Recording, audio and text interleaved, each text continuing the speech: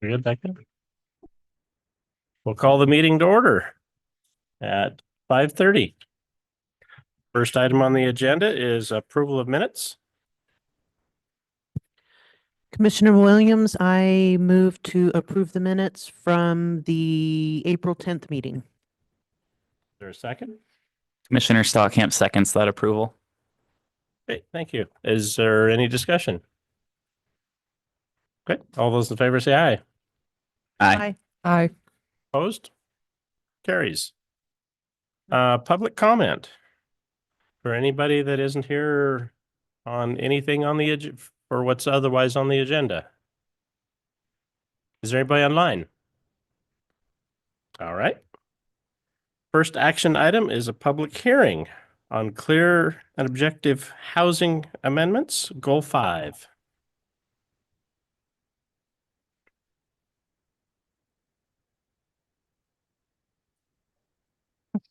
Tables are Does look closer. right. Sorry, I'm having some spatial issues. Good afternoon, Planning Commission. For the record, Tanya Saltzman, Senior Planner. Can you hear me okay? Okay, great. I'm going to share my screen, which seems to be working. And I'm going to first go through our procedures for holding a public hearing. All right. Okay. This is the public hearing for clear and objective housing text amendments, the Goal 5 amendments. That's file number 247-250000171 TA. The project website is available at bit.ly/Deschutes Clear and Objective Goal 5, and that gives a brief overview of the project as well as all the record materials. The commissioners will find there's a little packet on each of your desks with the comments that have been received basically yesterday and today since the creation of the packet. Those are also uploaded on the website. So for those of you who are not in attendance in person tonight, you can see that on the website. Okay, the hearing procedures. So the Planning Commission will hear oral testimony, receive written testimony, and consider the testimony submitted at the hearing. The hearing's also being recorded. The Commission may make a decision on this matter today, continue the public hearing to a date certain, or leave the written record open for a specified period of time. The hearing will be conducted in the following order. Staff representing Deschutes County as the applicant will give a brief report on this issue. We will then take testimony from agencies and any interested persons. Following testimony, the Commission can request staff to answer additional questions. This is a hybrid public hearing with both in-person and remote participation. For our in-person participants, if you wish to testify, please fill out a blue sign-up sheet and submit it to staff. And it looks like that's already been done. Thank you. After your name is called, please come up to one of the tables at the front of the room before beginning your testimony. And before starting your testimony, please provide your first and last name as well as your mailing address. And this is so that we can give you official notice of any future actions regarding this proposal. Remote participants. For our remote participants, if you want to testify, you must be logged into Zoom or have called in using the Zoom dial-in option on your phone. When the chair asks if anyone would like to testify, you'll need to use the raise hand feature to notify the commission. To do this, you press the raise hand button on your computer or smart device, or if you've called in, dial *9. In addition to oral testimony, if anyone has written testimony to submit, please hand it to me after your testimony. If you're participating remotely, you can submit your written testimony via email to my address on the screen. The chair and staff are responsible for conducting an orderly hearing. Any testimony or behavior which is inappropriate will be addressed and may result in that member of the public being removed from the hearing. Questions to and from the chair may be entertained at any time at the chair's discretion. Cross-examination of people testifying will not be allowed. However, if any person wishes to ask a question of another person during that person's testimony, please direct your question to the chair after being recognized. The chair is free to decide whether or not to ask such questions of the person testifying. Prior to the commencement of the hearing, any party may challenge the qualifications of any commissioner for conflict of interest. This challenge must be documented with specific reasons supported by facts. Should any commissioner be challenged, the member may disqualify him or herself, withdraw from the hearing, or make a statement on the record of their capacity to hear and decide this issue. At this time, do any members of the commission need to set forth any information that may be perceived as a conflict of interest? Does any commissioner have anything to disclose? If so, please state the nature of same and whether you can proceed. All right. Does any party wish to challenge any commissioner as a member of the hearings body based on conflicts of interest? As no challenges are presented, the hearing is now open and staff will proceed with brief report. Thank you. And I'll note that once again, we have Kate Rogers from MIG Consulting on the line, ready to answer additional questions or any questions that she can help with. We also have our Senior Assistant Legal Counsel, I think I have that title right, Stephanie Marshall. She's waving, so I think I got that right. So she's here to answer questions as well. Yes, I am. And I see Commissioner Altman is also there, so thanks, everyone. Thank you. And this largely follows what I presented in the work session a couple of weeks ago. We go into a little bit more. It'll be slightly repetitive for those of you who were listening that time. So a little bit of background on this clear and objective process. Beginning in 2017, the Oregon State Legislature passed a series of bills aiming to expand the supply of housing in the state, recognizing that there was a housing crisis. This project is responsive to state law, which will be effective, or we need to be effective by July 1st, 2025.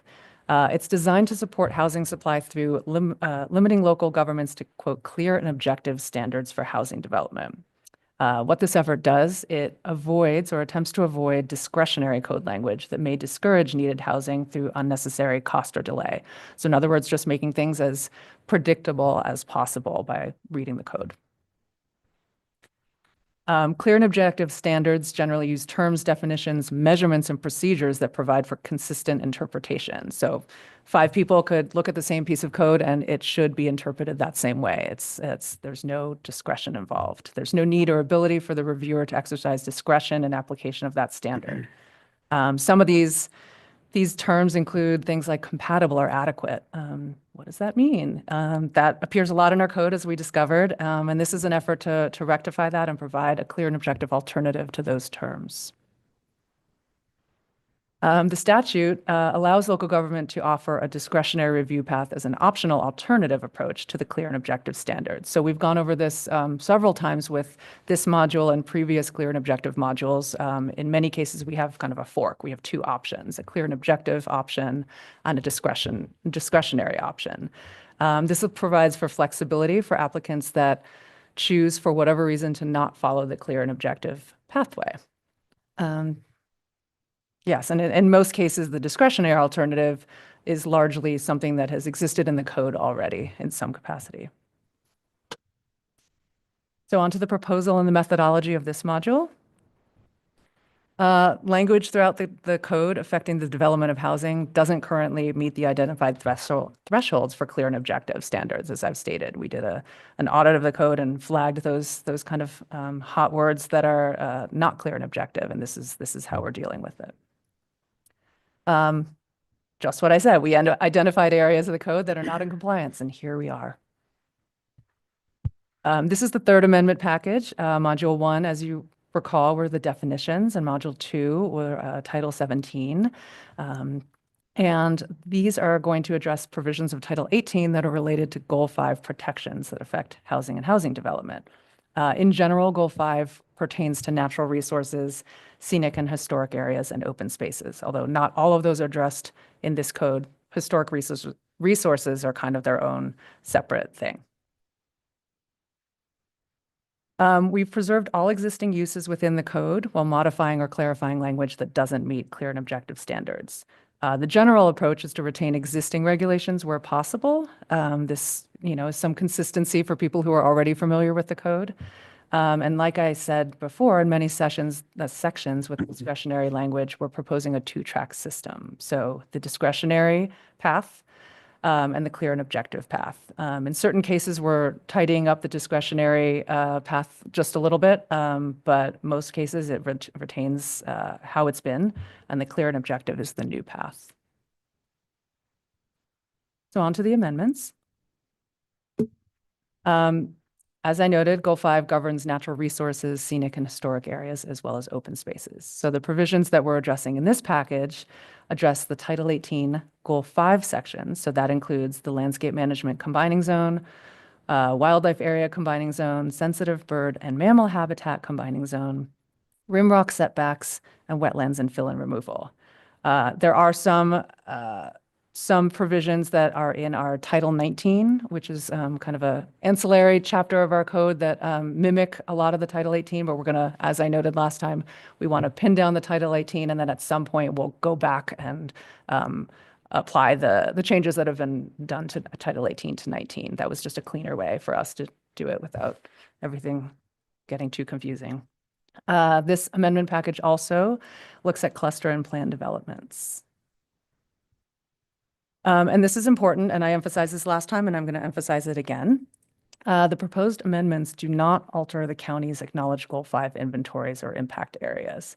So, and again, I'm repeating myself, but you might recall when we had the Goal 5 mule deer inventory update a couple years ago.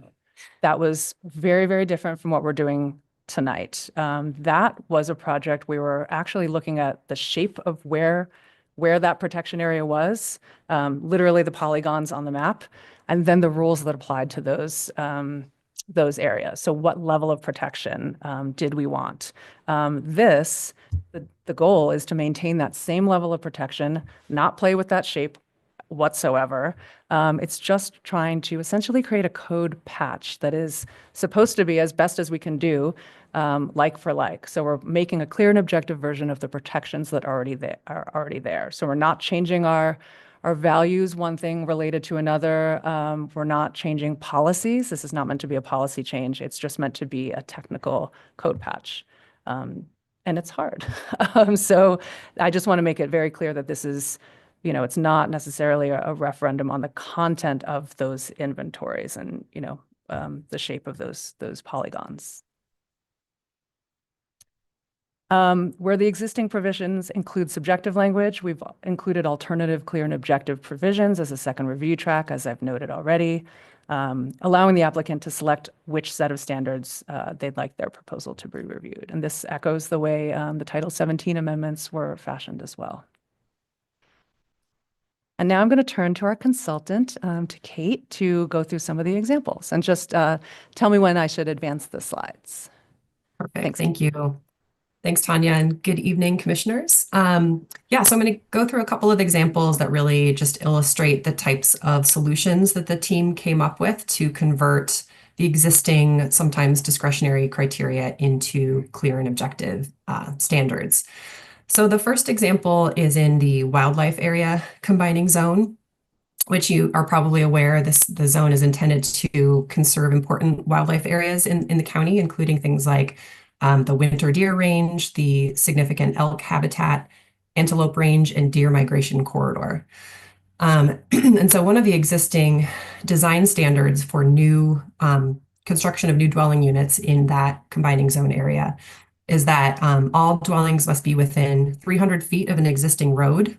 And the intention there is really to kind of ensure that new development mostly stays close to where the existing developed areas are and aren't really encroaching into, encroaching further into undeveloped wildlife areas.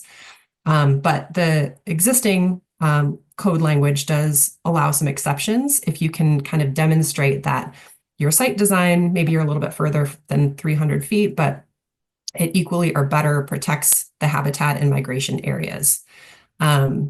So that is a discretionary sort of exception to the standard. So the clear and objective solution here is to retain the 300-foot requirement, so no changes there, and just to remove that discretionary exception. So that's the clear and objective path. Of course, the discretionary path is still there. So if you do want to vary from that and you want to demonstrate that you're equally protecting those habitat areas, then you can still do that, but you would have to go through that discretionary path to do so. Next slide, please. The next example is in the landscape management combining zone. And this area is a little bit different. It's more about scenic resources. So this combining zone is intended to maintain and enhance scenic vistas and natural landscapes as seen from designated roads, rivers, and streams. And those areas are designated on the county's comprehensive plan and zoning maps. So as part of the existing review criteria within that area, they new dwelling units in particular are required or recommended to have exterior finishes that use muted earth tones to minimize the visual appearance of structures from those specified view corridors. So kind of blending into the landscape. Of course, muted earth tones is very subjective. A lot of people could interpret that differently. So we needed to come up with a clear and objective, kind of more limited set of color palettes. So that's the proposed solution here, is to adopt a set of colors. And we actually came up with 54 colors to choose from. And you can choose any of those colors, and as long as you're kind of matching to that color tone, then you can get that approved. If you want to propose something different than that, that's still, considered a muted earth tone, but it's not one of those specific 54 colors, then again, you still have that discretionary pathway available to do that. All right, next slide. I think the next one also focuses on still within the landscape management combining zone. And there's also a criterion that requires non-reflective materials for roofing. And again, that's intended to kind of avoid overly contrasting surfaces and overly sort of reflective areas that are really going to stand out from that natural landscape. So here the proposed solution is to use an objective measure of light reflectance. That's kind of a proxy for how much light is reflected from the roofing material. And this one is a little bit in flux. I think the current draft uses solar reflectance index. That's something that we are working with staff and kind of discussing internally to make sure that's the right metric to use. But again, the idea is kind of an objective proxy for reflectivity and kind of contrast. And one more example on the next slide, again, sticking with the landscape management zone, because there are a lot of very specific criteria that are pretty discretionary within the current code. This one's a little bit lengthy, but the planning director or hearings body may require basically introduction of new landscape material. So planting of screening materials like new trees. If you don't already have existing vegetation that adequately screens or kind of minimizes the appearance of the structure as viewed from the scenic corridor. And in this case, the clear and objective solution is to kind of stick with the requirement of requiring some landscape planting, but it's much more specific about what planting would be required. In this case, it's at least one non-deciduous tree, so an evergreen tree or a tree that won't drop its leaves in the winter times, but maintains the screen year round. And the trees need to meet a certain kind of height and size. So the tree needs to reach a mature diameter, and this is a specific kind of arborist measurement, diameter at breast height of 10 inches or greater. So they need to be substantial trees. And they need to be planted every 15 horizontal feet. And you can take advantage of existing trees if they exist. You can count those towards that requirement. And this is something that, in consulting with staff, this was kind of what they would typically require as a screen if one was needed. So this is really consistent with the way staff has been kind of reviewing and approving applications up to this point. So that's it for examples, but I'm here to help Tanya answer questions if anything comes up. Thanks, Kate. And we, just as a side note, we included, this existing criterion on this slide. I mean, that is a hotbed of non-clear and objective words. So we just wanted to highlight that one because it's really, assure compatibility, reduce glare, enhance the overall appearance. So that is just like your poster child of discretionary things. So that we just thought that was a good example. If I was better at PowerPoint, I would make those words do cool things to really call them out, but I can't do that. But we thought this was a good example of just kind of the exercise that we're trying to do here. So thanks, Kate, for summarizing those. Now, public and agency comments. As of the time of the packet, we had not received any, but as of today, we received 2 public comments. One is from Central Oregon Land Watch and one is from Commissioner Cyrus, Chair Cyrus, excuse me, which is mostly questions that we can get to. And we received 1 public agency comment from Oregon Department of Fish and Wildlife. And as I noted earlier, there are printouts of those for those of you who are here in person, and they are uploaded to the record. They should be up there by now if you want to look electronically. And that's all we've received thus far. Future amendments, there are going to be some upcoming future packages. We haven't decided the exact shape and scope of each of them, but we anticipate there'll be additional sections on the development of housing, as well as Title 19. The Title 19 may or may not fall into the clear and objective project bucket, but we are going to be addressing those things. Next steps after testimony is taken today, the options to move forward for the Planning Commission include continuing the hearing to a date and time certain, close the hearing and leave the written record open to a date certain, close the hearing and set a date for deliberations, or close the hearing and commence deliberations right away. And with that, I conclude my presentation and we're open for discussion or questions. Any questions? Someone. Yeah, Commissioner? Tanya, thank you for that work. I still continue to scratch my head a little bit and get better with each iteration with yours and your colleagues' help, understanding how the 2-track process will work. I understand it's not unprecedented and that other jurisdictions have had it for a while.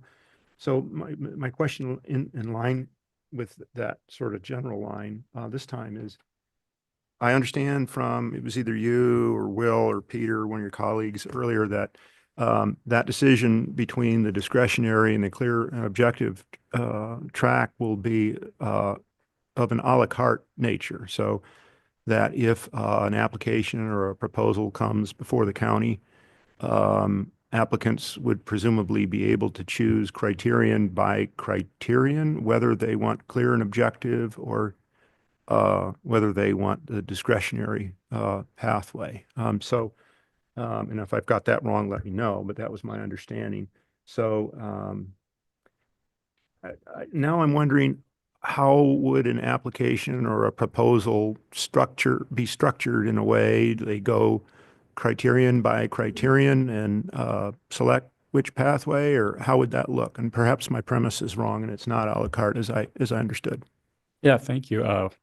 Chair, your planning manager, Will Groves. So it will not be a la carte. Okay. After significant effort, we realized that sort of, I think I've called this the veering in and out of the HOV lane. Right. Will cause certain types of chaos. Okay. And, Okay. and what we've done is we've made a coherent pathway through all the clear and objective paths, so it all plugs into each other.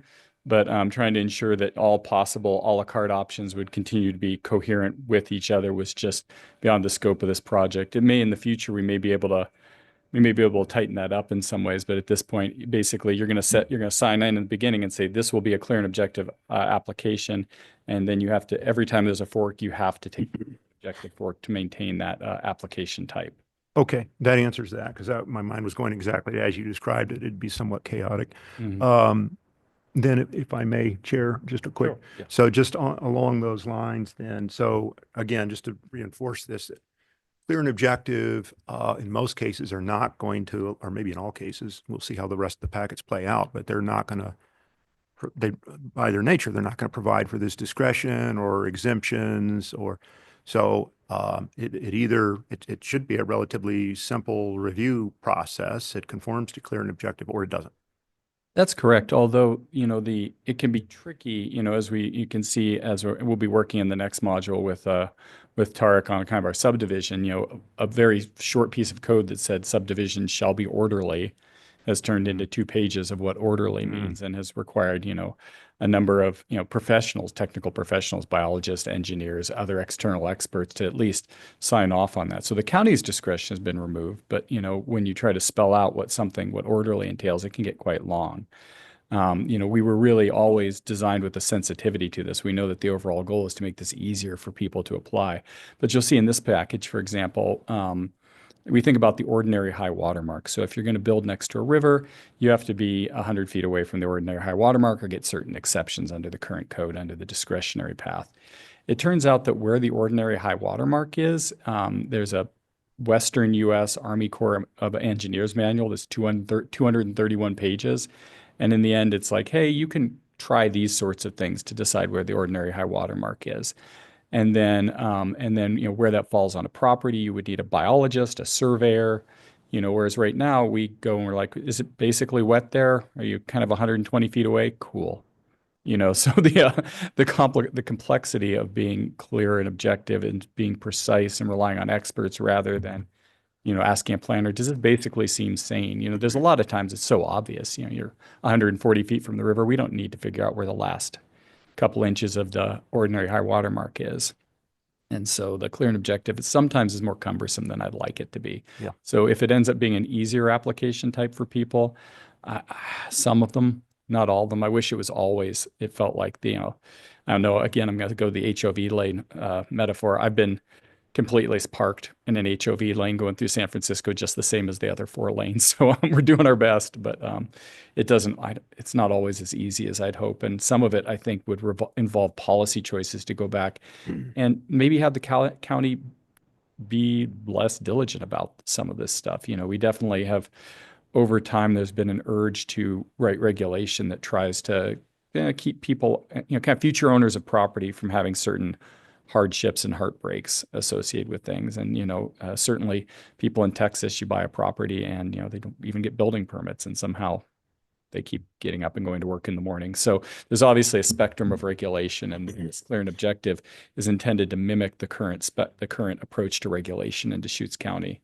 Yeah, totally appreciate that. Mhm. Thanks for the answer. And I anticipate, as I know you guys are well ahead of me there, but I anticipate that through the appeals process and legal challenges, some of that inherent discretionary nature of clear and objective, such as letters from experts and so forth, which are, they're still discretionary, even if they're expert opinions and so forth, that'll run its course. Look Yeah, and forward the to that. expert in a box is a trick. We've occasionally relied on it. You'll see in this package. And the notion is that if the letter exists, then you pass the test. So, we've even thought about the case. Let's say that somebody hires a biologist and they say, yeah, this is a good idea. Then the letter exists, you pass the test. Even if there are other biologists in the record that say, I disagree with that approach, you passed the test because you got at least one biologist to say what you were doing, you saw there's kind of a long list of what constitutes a qualified biologist. So if you can show a resume that says these things and you're willing to say on letterhead that this project meets certain specifications, you've passed. So for the county's purpose, that's clear and objective. The light switches on or off. Thank you. Great, thanks. Commissioner Altman. Thank you, Chair. Tanya, I have a question about on packet page 42, which is, I think in your presentation, page 34, when it talks about the sensitive bird and mammal habitat combining zone. So what about sensitive bird, I'll say bird habitat, outside of this zone? Will that be addressed in Title 19? I tried to go to the overlay map that I had asked you about last week. And, I know that there are bald eagle nests and osprey nests in areas that aren't in this combining zone. And so will that be considered, or is that just like, too bad you live in the wrong neighborhood, so good luck? That is, that would be an undertaking similar to the Mule Deer project. That's updating the inventory. So looking at the biological data, and saying, you know what, the birds were here, here, and here, and now they're here, here, here, and here, and then updating those maps in the subsequent rules. So that would be a different project than this. Title 19 is just talking about certain areas, mostly around the edge of Bend. It's just a different kind of physical chunk of the county. But to update those inventories, which, a lot of them are outdated, that would be a completely different project. That would be an inventory update project. So it is a different ballgame. Chair, if I may, I have a couple more questions. Sure, go ahead. Okay.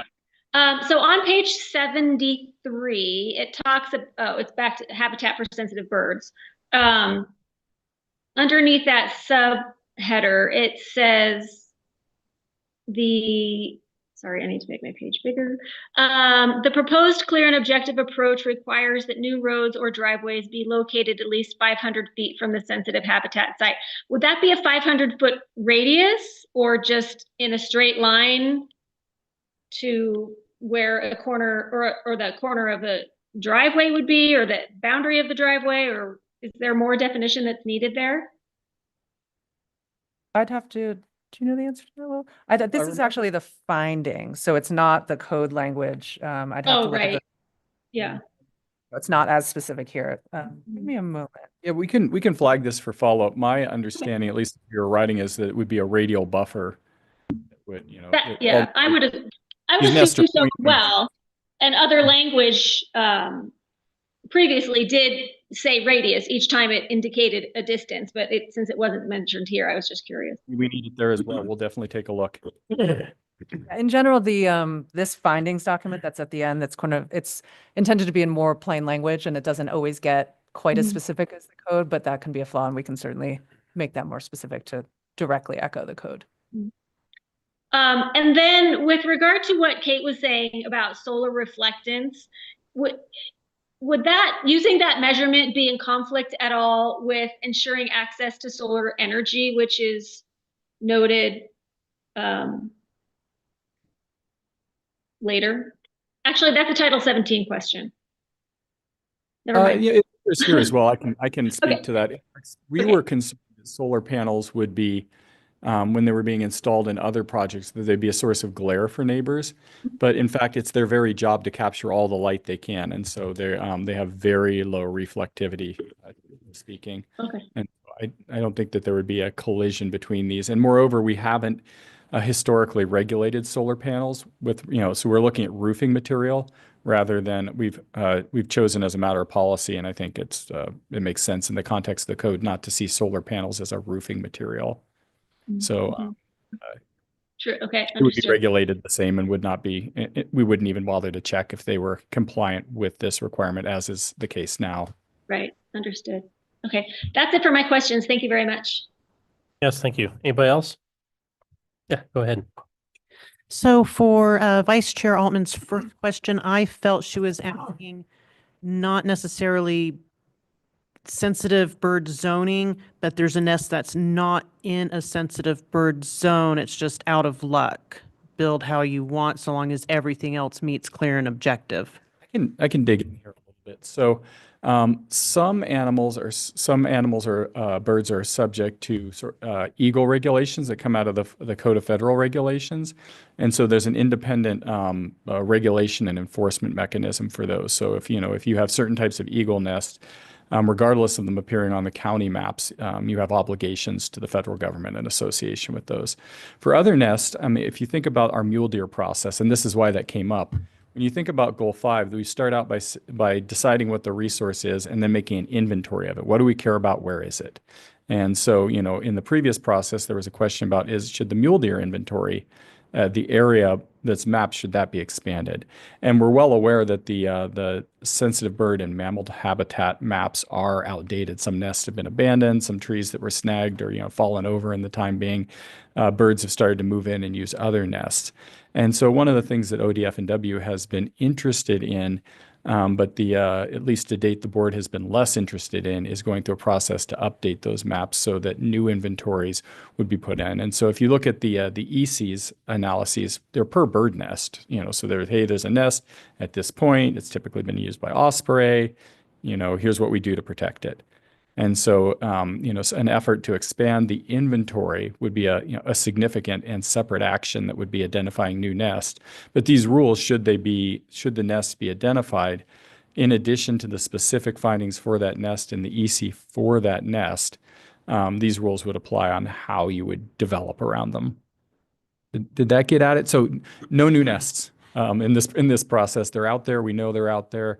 It's the same process, and we'll have all the trials and tribulations of the mule deer update if we ever go there. I want to say I remember a couple of years ago, Chair Cyrus, I thought it was you discussing like a bald eagle nest, like the tree had been cut down for the development or something. Am I remembering that wrong? Actually, what I was discussing was the fact that given the current punitive nature of our restrictions, it encourages nests to disappear. Okay. As opposed to being preserved if there were positive, carrot and the stick. We have no carrots, it's all sticks. Yeah. Mhm. And so I'm aware of nests that have disappeared when restrictions that were imposed on them. I'm good. So, I had a quick question with regard to the ones I emailed this morning. Kind of mostly given a heads up to maybe consider them ahead of time. Guess my primary question is, are these restrictions current language, or are they something that's been added as far as minimum lot sizes went up within these areas and restrictions on doing any development, even if it's RR10 or MUA zone, et cetera? Yeah, and I saw your email and I appreciate the question. So in the section that you referenced, in almost every section, this is the two fork approach. So the current language remains, and then if you said, hey, I specifically want to clear an objective approach, then you'll see what tends to be more restrictive language. So if you look at ORS 197A 400, it says in each case that you can provide, as long as you provide a clear and objective path, you can continue to provide discretionary paths. And those discretionary paths can in fact be easier or provide higher levels of density. That's allowed. So in the example that you pointed out, you'll notice that our code generally ends in, it's 18.116.050. When you see a .051, we've gone and made a clear and objective fork for that. So the existing restrictions that are in place now still remain and are available to discretionary uses, and these and the more restrictive, as you noted, are for clear and objective specifically. Right, but I guess my question is, does the current code specifically, for example, I'll just pull one out, say that any area designated as a antelope range, does that automatically put it in a 320 acre minimum size already? Yes. Okay. Yeah, that's in there already. Numbers are the same. Okay, so none of these numbers are any changes from the existing code. Right. And that was really important because when you think about the EC analysis, your economic, social, environmental, and energy analysis, we don't run into this too often. And we talk about them a lot, but just a reminder that it's a process the state asks us to go through. It says, hey, what's important to you with regard to these resources? And they vary from surface mines to deer habitat. And then they ask us to say, okay, so what are the consequences of trying to protect this resource in a way? And what's really important for us is for us not to move the balance of the EC analysis. So if we change the acreage, or we in some way allowed some type of development that wasn't allowed currently, we would be neck deep in redoing the ECs and coming to talk to you and saying, hey, let's talk about the balance about how we're protecting deer or surface mines or the views from rivers. And so we really, and I think the feedback that we've gotten from DLCD, our expert there, Amanda Punton, has said that we've threaded the needle just right, and that it seems likely that we have correctly assessed that we won't have to go deep into the ECs because the program remains the same. So short version is that this is what the language is currently, but there's exceptions language if you can show that you can accommodate the same solution with lesser restrictions. Exactly. Okay. Anybody else? I got one. Oh, go ahead. So I haven't had time to read the commentary in detail, but I did just want to ask that this, looking at the ODFW message here, they do say that the requirement for establishing clear and objective criteria for Goal 5 removes the flexibility associated with the discretionary path and the opportunity for ODFW feedback and site-specific measures to avoid, minimize, or mitigate potential impacts. Just at the beginning of the third paragraph. So I'm just wondering, I think the goal that you guys have is to not remove flexibility or not change anything qualitatively. So I'm kind of wondering why they're saying that. I know you can't speak for them, but what's your understanding of why they're writing that? And is that how you as staff see it? I can explain this, that we've had some ongoing discussions with them that were very productive. So if you think about the way that the sensitive bird and mammal habitat deals with protecting nests at this point, it has a multi-prong approach. So the first part is that there was a specific study done for that nest back in 1992. And in that, an EC document specific to that nest was produced. And it said, if you're going to develop near this nest, you need to do X, Y, and Z. And, if you come and talk to ODF&W or you work with a biologist, maybe you can do A, B, and C. So there's clear and objective standards in there, and there's discretionary standards in there. Then layered on top of that are things from the code. So there's general provisions that sit in the code that apply to all nests. And then on top of that, there was an opening provision that said, in each case, we're going to come and talk to ODF&W and see if they have any kind of special considerations or ideas. So that's the current program Protect. So ODF&W contact, an EC that has clear and objective and lesser standards available through variance by agreement with ODF&W, as well as code that's in place. I'm sorry, this is complicated. In the clear and objective example, we had to get rid of, we got rid of in the EC, those things that said, with a biologist, you can maybe do these other things. So they were basically built-in variances to the EC, and we shut all of those off and said, look, if you want to be in the clear objective path, you have to go down the most rigorous path, no variances. Secondarily, we took the existing language in the code and made that clear and objective where possible. But something that was lost in this current version of the code is the ODF&W coordination. And we struggled with this because in part we said, hey, we could write a section of code that says, you applicant go to ODF&W and come back with a letter that ODF&W is happy with what you're doing. This expert in a box approach. We're not going to say what it looks like, just you go get a letter, come back with one. If the letter exists, you pass. And ODF&W said, we don't want to be in that position.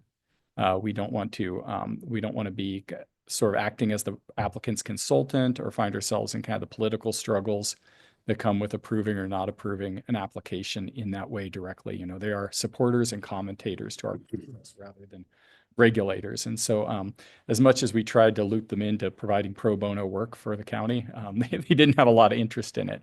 So, we've been thinking about this. This is, if I was going to point at probably the one place where I feel like we're not quite apples to apples, I think it's here. I think we've closed most of the gap by making those EC requirements mandatory and increasing the expectations for clear and objective standards generally, but it does lose the nest, site, season, project-specific review that ODF&W would do. One of the things that we could do is that when we wrote this section, we hadn't yet stumbled upon the notion of a qualified biologist. You'll see we use that in other sections of the packet. That's a concept that we picked up from another jurisdiction of saying that, look, if you're a biologist and you've got this degree and you can show you've worked in this way, you can say a thing and we're going to believe it. Is basically it. So one of the things that we could do is we could reinsert in this part that says, look, some biologist that seems to have an applicable degree needs to have sniffed this over and said it's okay. Of course, the actual language is more precise than that, but it would parallel some of the other qualified biologist approach that you've seen, for example, in the fill and removal sections. So we could reinstate a biologist. Of course, there's I think I've told you before that I once had a business card that said a senior biologist on it, and we would talk disparagingly of what we called biostitutes. You can find somebody who will say anything for a buck. And so it's not perfect, but we could at least reinsert somebody with qualifications in the process there. Right now, we've lost that expert interaction in the code. Can I do a quick follow-up? Sure. So is there, if the commission decides to leave the record open, is there a way that we can solicit some feedback from ODFW on that idea? Like if they would find that I don't know, just curious what they think about it. Yeah, this just occurred to us today in response to their letter. It was a older discussion and we hadn't realized until today that we'd actually built a piece of technology that qualified biologist actually might help here. So, you know, to the extent that the record's left open, we can re-engage with them and see if they have any feedback about if and how we implement that for your consideration. Thanks. Great. Any other questions?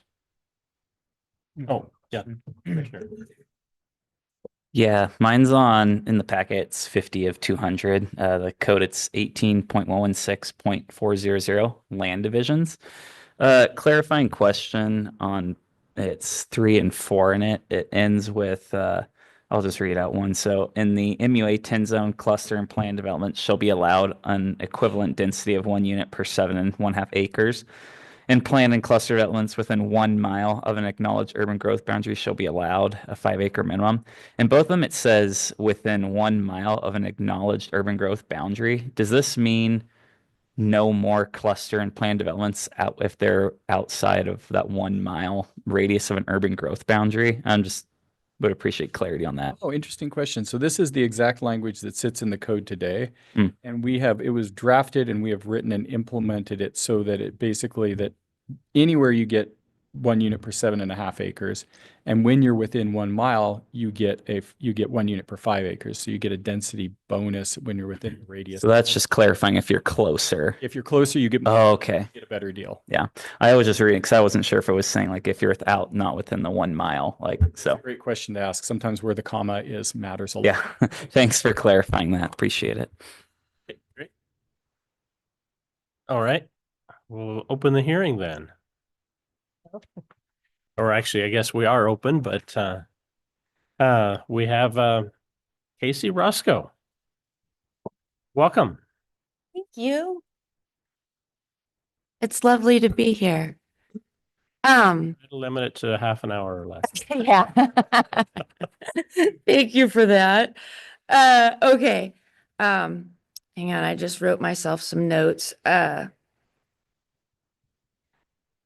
Okay, so I have to admit I haven't really been following this so much. So many of us got involved with you guys when there was the deer overlay project. And so every now and then I kind of have, you know, a little tug back. I think today in skimming this, there was a couple things that I had concerns about. The first was about the muted earth tones. I thought it was worrisome that I, Googled how many muted earth tones there are. There's a gazillion. And so to make it so that only 54 are just kind of fast lined, I thought, well, that's interesting in and of itself. And the ones that are, noted are even brand specific. And I was thinking, oh my goodness, I'm a business person. And I just think of all the paint stores in Central Oregon. If there's a brand specific one that everybody knows, this color, you just buy this. I mean, even if a mom and pop store sales went down 20%, that could put them under. So I think this could be something to think about. First of all, I've got an 11-year-old daughter and she knows what muted earth tones are. She's a phenomenal artist, but I don't know that there's some huge question about that. I know I'm not supposed to ask questions, but are we solving a problem that's really, are people confused about that? And so we're trying to solve that and make this specific thing, I guess would be my first question. And the second one is, if we really need to have a specific standard, could it be the standard in America, which is the Pantone colors? I think every marketing firm, printer, what have you in America uses Pantone. So could that be the standard as opposed to a brand specific thing that then all the paint stores could adhere to, a certain, color palette? And I mean, not to be crazy, but if you're even like proactive, I bet there's like 20 paint stores in all of Central Oregon, maybe. Like, what if they got a letter saying, these are the colors, you know, you can help these people in this situation? I mean, shoot, they'd probably love that. They can even come up with displays, suggestions, color combos. I mean, you could really work with the community instead of kind of saying, these are the colors and this brand. And I know that it said in there, the wording was that you know, it wasn't necessarily brand specific, but I mean, I don't know if you're the Olympic committee and you say you could wear these styles of Nike shoes, or you can choose another, but we'll have to approve it. I bet pretty much everybody's going to choose one of those styles of Nike shoes and call it a day. So I just see this as having unintended consequences for our businesses, for our, you know, for so many things. Why narrow something that's in the tens of thousands down to 54, and why call out a specific brand? So I'm wondering if that could be something that could be thought about. The other thing, well, I had a few, but I'll try and keep it brief. The other thing really was, again, kind of that almost echoing of what was very difficult to swallow about the mule deer part, which was, and maybe I read this wrong if you're not changing policies, but it seemed like there was a move to limit gatherings again. And I just think if that's true, then I think that's so frustrating. Again, not sure what problem is being solved. I have to say, I throw a rodeo party annually out at my ranch, and you know what's different the day after? Nothing. So people have, you know, my friends throw parties for their kids' birthdays. There's stuff. And so something that would limit humans from standing around outside in a gathering seems a little bit more intrusive than planning on land use and building and so forth. And I'm wondering if I'm reading this correctly, if that could be addressed. I think that it also, from what I was reading, again, says all the things you're not supposed to do on your property, including dude ranches and dog kennels and stuff. And again, God, I live on a ranch in Tumalo. It is getting more and more and more restrictive as to what makes sense to do on that land with the price of water, seed, fertilizer, all these things. And some of my neighbors are scrambling. You know, what am I going to do? I want to stay here. It was interesting that there was recently a story about, you know, these really nice homes on these, you know, parcels of land. And it seemed like it was the same groups that are putting rules on all the land that were mad that there's, you know, these $1 million homes on nice land. I think we're creating less and less pathways where people can live out there without being a millionaire. And so, you know, I don't know what the problem would be if there was a dude ranch. I mean, that people would be riding horses. Me and my neighbors riding horses anyway. My neighbor 2 houses down is in her 70s and came up to my house on her cell phone and said, hey, you want to go riding? I mean, this is what people do anyway. So the fact that there'd be one more property with people that ride horses in Tumalo, you know what would be different? Nothing. Kennels. I don't know any kennel that lets dogs go. A kennel necessarily is probably more restrictive with the dogs than homeowners are. I wonder if we could give people a tip of the hat and some credibility to the fact they're not stupid or trying to destroy something. And I wonder if we could just allow them to try and live. And the people that have chosen to live in those bigger spaces, they want the choice to be able to have dogs or kennels or a dude ranch or take people fishing or all of these beautiful, wonderful things that make people feel connected to the land and appreciate it. So I could be wrong. Maybe you guys weren't trying to change anything. I just read it that way, and a group of moms were all talking today, and I'm the one that got elected to come here and say this. But anyway, that's what I'm supposed to say. Thank you. Yeah. Anybody have any questions? Okay, great. Thank you. Thank you. Is there anybody online? Right. Anybody else in the audience? So do we have choices on how we want to proceed?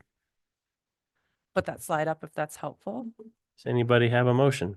Yeah, Commissioner.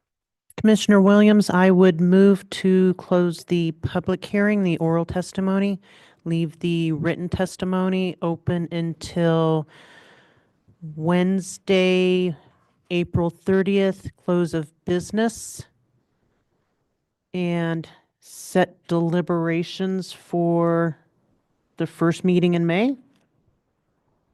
Up to you if that's what you want to do for a motion.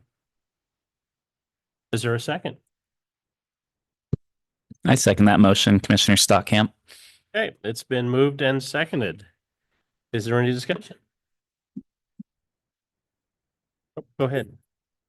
I think by leaving the written record open, we will get some, there will be some coordination between the planners and maybe ODFW.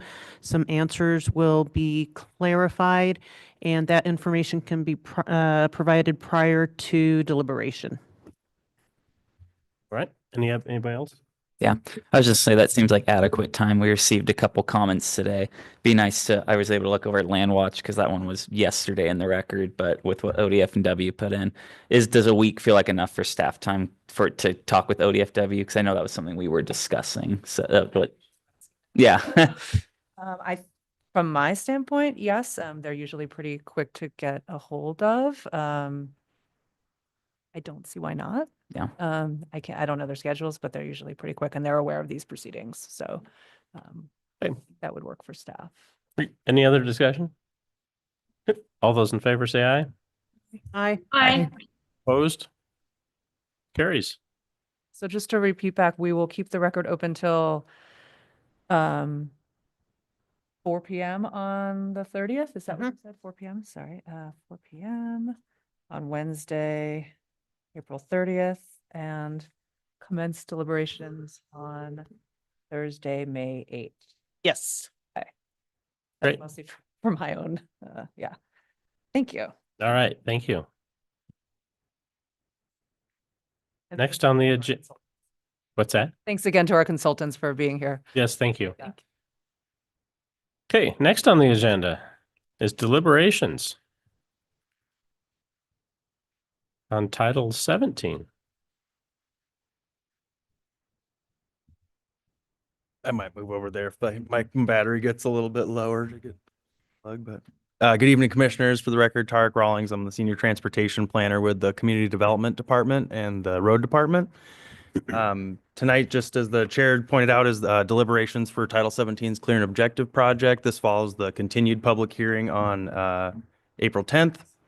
And for that also following the initial public hearing on March 27th. And so since that time, we've gotten 2 more written comments that have been in the record since April 16th, or they were submitted on April 16th and incorporated into the record shortly thereafter. One was from Central Oregon Land Watch. The other was from Lisa Andrach, which is an attorney, and they're both for your full review in the record. But the Land Watch comment was largely getting at, it's the briefest, I would say, of the comments we've received, and largely getting at sort of an urge to limit the review of this to non-policy choices for lack of time. That's just a very broad summary there. And then Lisa Andrach's was pointing out concerns with Title 17 existing language, some of the amended language, and then giving some examples of different development scenarios that have been challenging in the past.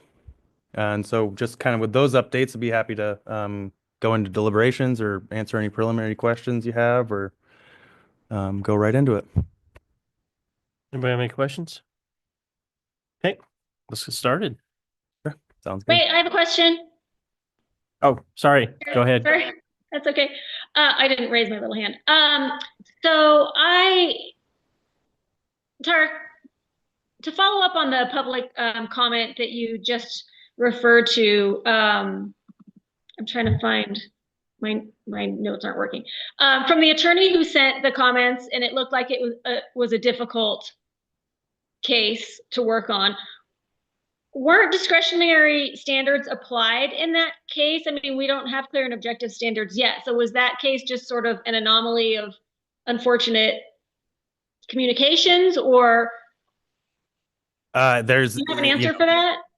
yeah, I mean, I was closer to one of the two examples, just to kind of get into the specifics, but in very short, just to answer broadly your question, no, we didn't have clear and objective standards at that time. And so any of the standards that was reviewed under were just the existing discretionary standards. These were site-specific, case-specific. One was a land division that was ultimately approved and had other factors involved with road dedications, other types of things that relate to that specific location, the connectivity to the existing road system that surrounds that, different agency coordination. And then the other that I wasn't as close with was a case out of Terrebonne. I can only really speak very high level to what the granular detail was in terms of the coordination behind and leading up to those approvals, if there were any. The Terrebonne one, I believe, was just more of a property condition, sort of a reviewing what this, what their pre-application meeting findings and some of the concerns that came out of that process were. But in short, these were, if there was applicable code at the time, if they were in the past, then they were discretionary, looking at discretionary provisions potentially. Okay. I mean, that's what I figured. It just seems like, I mean, this is not necessarily an instance where clear and objective standards would have helped the situation and possibly could have made it worse. I don't know. I just wanted to make sure I wasn't missing anything with regard to that, since it was cited as part of the argument in this case. Right. I think that's a fair assessment. There's no telling what even if we were to apply these drafted clear and objective amendments, how those play out in a site-specific case-by-case application. Chair, I do have another question, if possible. Sure, go ahead. On page 120, the top line, which is actually, that's packet, page 120. It's page 27 of Tarek, your presentation. It says, demonstrate that the subdivision will be served by adequate water supply, sewage disposal, drainage, fire protection, education, and other public facilities. I'm wondering why education is included in that, and it's not actually referenced in the letters below, like A, B, C, D, E, or F. Sure. And yeah, that's a great point. What we look at for a lot of that is just the school district boundary being served by an adequate school district. If you're in this instance, it's that if we're looking at a subdivision and the very, the general location of it, is this going to be able to be provided, school services and access to a school district's bus system and scheduling and things like that. So as a clear and objective standard, trying to hit, again, kind of all these iterative concerns, that's our very brief way of explaining it. But you kind of point out that it might be better to explicitly list it as school district inclusion within a school district boundary, something like along those lines. And actually along those lines, is that current code that a development can't be done outside a school district? That's just the clear and objective. No, I mean, but if it's not an existing code, my point is that we're adding new criteria, that it's not a clear and objective standard if it's not already a standard.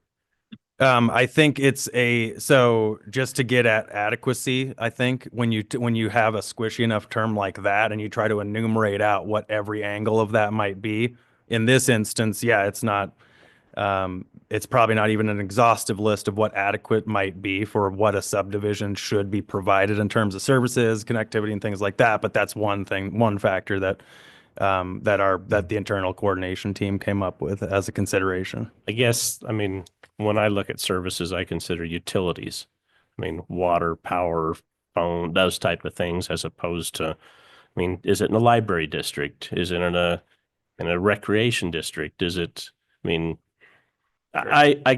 my personal opinion is it's a stretch to call out that it has to be in a school district.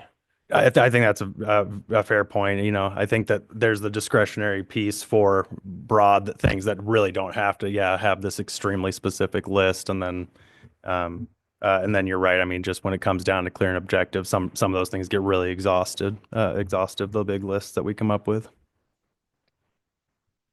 So anybody, any other questions? Okay, I guess my suggestion, unless somebody has a better idea, is that we kind of just go down through this section by section. And we'll start with the definitions. If anybody has any comments, thoughts, or on the, and I would like to flag this one to come back to because I would This have section, okay. but on anybody have any comments on the, what do you say on the definitions? Let's see what's the next.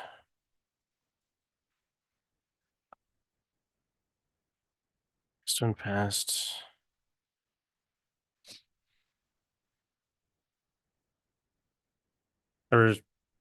So we got the 1716 section.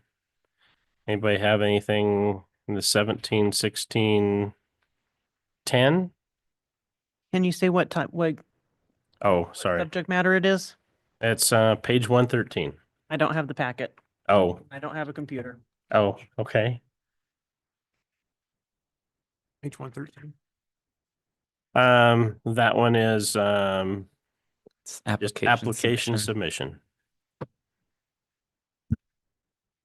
Next one is 171620 scale of 10 plan, or maybe we go by page. Yeah. That's by page 113. Any comments? 114. 115. 116.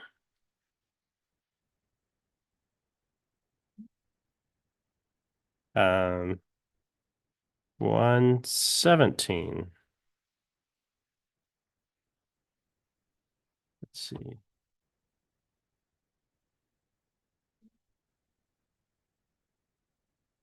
And I had a concern on the last sentence on 171660. Says the applications approved under clear and objective standards, the specific time period shall not exceed 5 years. My concern on that is that kind of like a zone, you know, you go through the process to get a zone change, your zone is fixed and stays with the land. And under this one, if you spend, you know, anywhere from 50 to $250,000 on going through an approval process and however many years, and then, you know, things happen in the economy or whatever else, and after 5 years, you've lost what you've gained. You know, it seems to me once you've got that approved activity, I mean, it should be in order to take it away, it ought to be a Measure 49 process. And so I personally, I'd like to see that language deleted. The final sentence in 16. The expiration period. I know it's throughout the document, but just from a standard policy standpoint, I mean, the amount of time and money that people spend in getting approvals, once that approval is in place, I don't think they should expire. Yeah, I think the inclusion of that is, again, I think just to put sideboards on when a clear and objective measure is needed of any kind. And that was, I mean, again, just internally, that's one of the many tools we're trying to use to put sideboards on any kind of provision. But yeah, I think that you're welcome to put forward any recommendations that you think would be fitting to present to the board. Okay. Commissioner? I have a question on that. Is this new language, the 5 years, or is this existing language? That the five not exceeding 5 years is added language to the master plan development. I wonder why was 5 years as opposed to 10 or 2, or what was the 50. Sure. Yeah. what was the thought process there? I'm just kind of curious. 5 years was originally, I want to say, was from some statutory reference we were looking at. Yeah. Hi, your planning manager, Will Groves. So if you think generally about land use in Oregon, all land uses expire at some point. This, comes out of state statute. There's a notion that, at some point you might have approved something that decades later might not be that might be unsuitable in the area. And there are definitely ways that you can anchor things. So you can say, look, I didn't actually build the thing, but I made some significant progress. We call these initiation of uses. There's vested rights. So there's ways for people who have done something, in the past, who have worked towards getting something to anchor an approval. But everything that's approved under the land use system does come with expiration dates associated with it. The current version of this language is, let me bring this out. It is that it says that any tentative plan submitted, blah, blah, blah, blah, blah, blah, blah, master plan approval shall be granted for a period of time specified by the planning director or hearings body and shall be included in the conditions of approval. So the current language says we make up how long it is. And when you look out at Title 22, what it says is duration of approvals, everything is good for 2 years except provided under applicable provisions. Preliminary approval of plats or master plans shall be void after 2 years unless the final plat's been submitted with the time and extension sought, or the preliminary plat or master plan has been initiated as defined therein. And so what it does is it allows what typically can be a multi-year approval process, but it's left to the planning director for discretion about, we could come back and say, look, the rules have really changed. We have new standards for fire, and that this thing really continues to be a hazard, and maybe there's reasons not to proceed with it. So the 5 years was taking a look at some of the master plans we have approved. Many of them are executed during that time, but really we pulled a number out of a hat there in terms of what that sideboard should be for the clear and objective. It's our belief we have to say a number there because the previous example says we make one up. And so the solution we went with was to pull a number out of a hat, but a bigger or smaller number. So what state statute require? So state statute. So what our code says is it goes for 2 years, and master plans are good for 2 years unless the plat has been submitted and within that time period an extension is sought. So what it does, it allows you to apply for a series of extensions, and those series of extensions are 5 years. So it's really what it's doing is it's pointing out to the duration of approval that is listed in the Title 22 requirements, but it removes the planning director's ability to basically cut that short under circumstances that might seem appropriate. Right, but I mean, you said the state statute has. Oh, state statute has requirements. Only things last for 2 years. If you look at what is that in? That's in one of the OARs, 66033, I think, talks about how approvals are good for 2 years generally. And then there's exceptions to this. And certainly master plans are meant to go beyond 2 years. People just, you might be building a subdivision over a long period of time. So the notion here is that we needed to call some sort of number associated with it. And we tried to match it to our existing Title 22 provisions to say that, under no circumstances would you go beyond the maximum that was already allowed. So really, it's as best I understand it, we're not moving the ball there. We're just stating what we're precluding the planning director from cutting that short and stating a number. So if we approve it as written, is it still, can it still be extended? Yeah. So what will happen is that it will be the clear and objective version of it will be shut off at year 5, so it would not be subject. We should look at that. I need to look at how this language works together. That's a good question. Because I think the intention is to shut it off. You have 5 years to get this done under any circumstances, but a reasonable person might come in and say, look, that there's a 5 year, but there's also an extension process. Let us take a note on that one. I think it would be worthwhile if you wanted to talk about a specific date as the planning commission as in association with that, we certainly could do that. At the same time, we talked about sort of ways to proceed here. You could definitely direct us to senior assistant legal counsel Stephanie Marshall notes in the chat that she's taking a note on this. So this is something that you could note for us to carry forward to the board with a preference potentially for either, sort of a maximal approach. What we might do. I mean, certainly open to other opinions, but my suggestion would be to either delete that language or add another sentence to the effect that however extent, additional 5-year extent, or certain number of 5-year extensions may be granted. Or shall be, or whatever. I guess I'm looking at, economic downturns that creates havoc in the industry, and, everything gets mothballed, and then 10 years later, it's viable again. You have to start all over from scratch. Yeah, no, it's a good question. And the provision as it works, I need to read it slowly. Sometime not on stage, but there is a provision that allows you, there's an understanding of that very effect. And the idea is that if you get to your first final plat for a phase, then you have some significant additional time to keep working. So we can definitely take a look at that. Okay. I do think it's reasonable if you don't mind, Chair, under the clear and objective track. I understand what you're trying to get at, that there needs to be some kind of indication of a time period other than an indefinite one. In my view, in the view of many, the Measure 37 and 49 situations were train wrecks for the state and for individual jurisdictions. To have a placeholder in place back to a set of regulations and then have basically indefinite extension of approval in some senses doesn't meet clear and objective. So if that's, if it's available under a discretionary track, and if that's important to a master plan development approval, then they can opt for the discretionary track. But I think asking staff to look at that with the assistance of legal counsel is reasonable.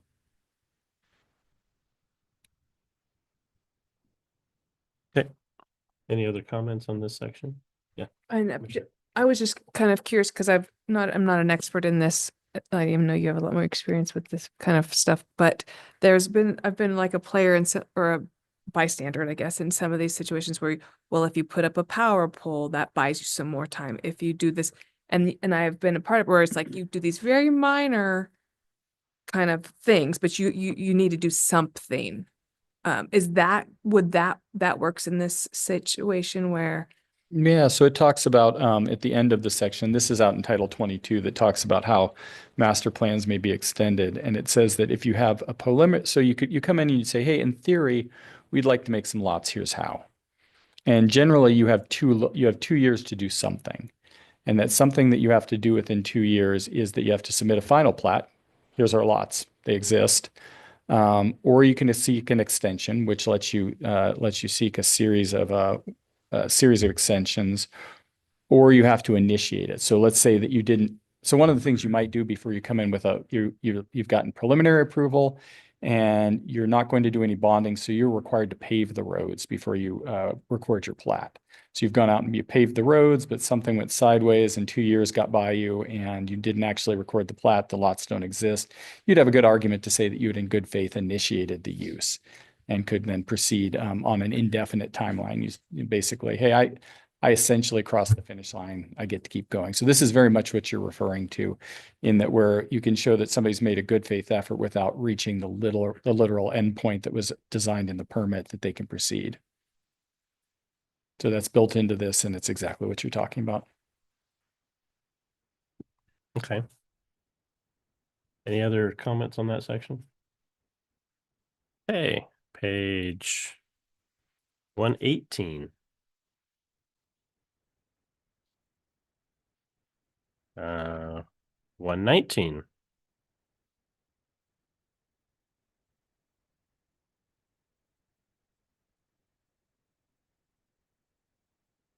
I had a concern on that page, on page 119.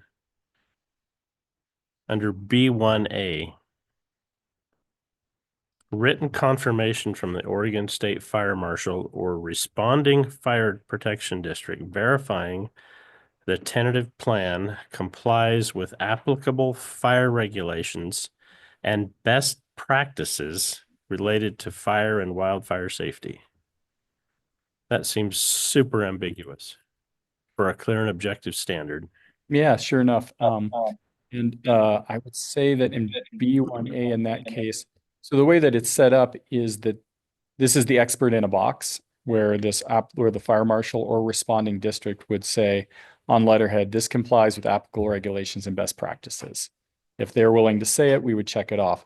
But, we've been talking about this provision, especially in light of your comment association with it. We've been thinking about, particularly at tentative plan, what should actually be checked off here. A lot of the fire provision standards relate to structures.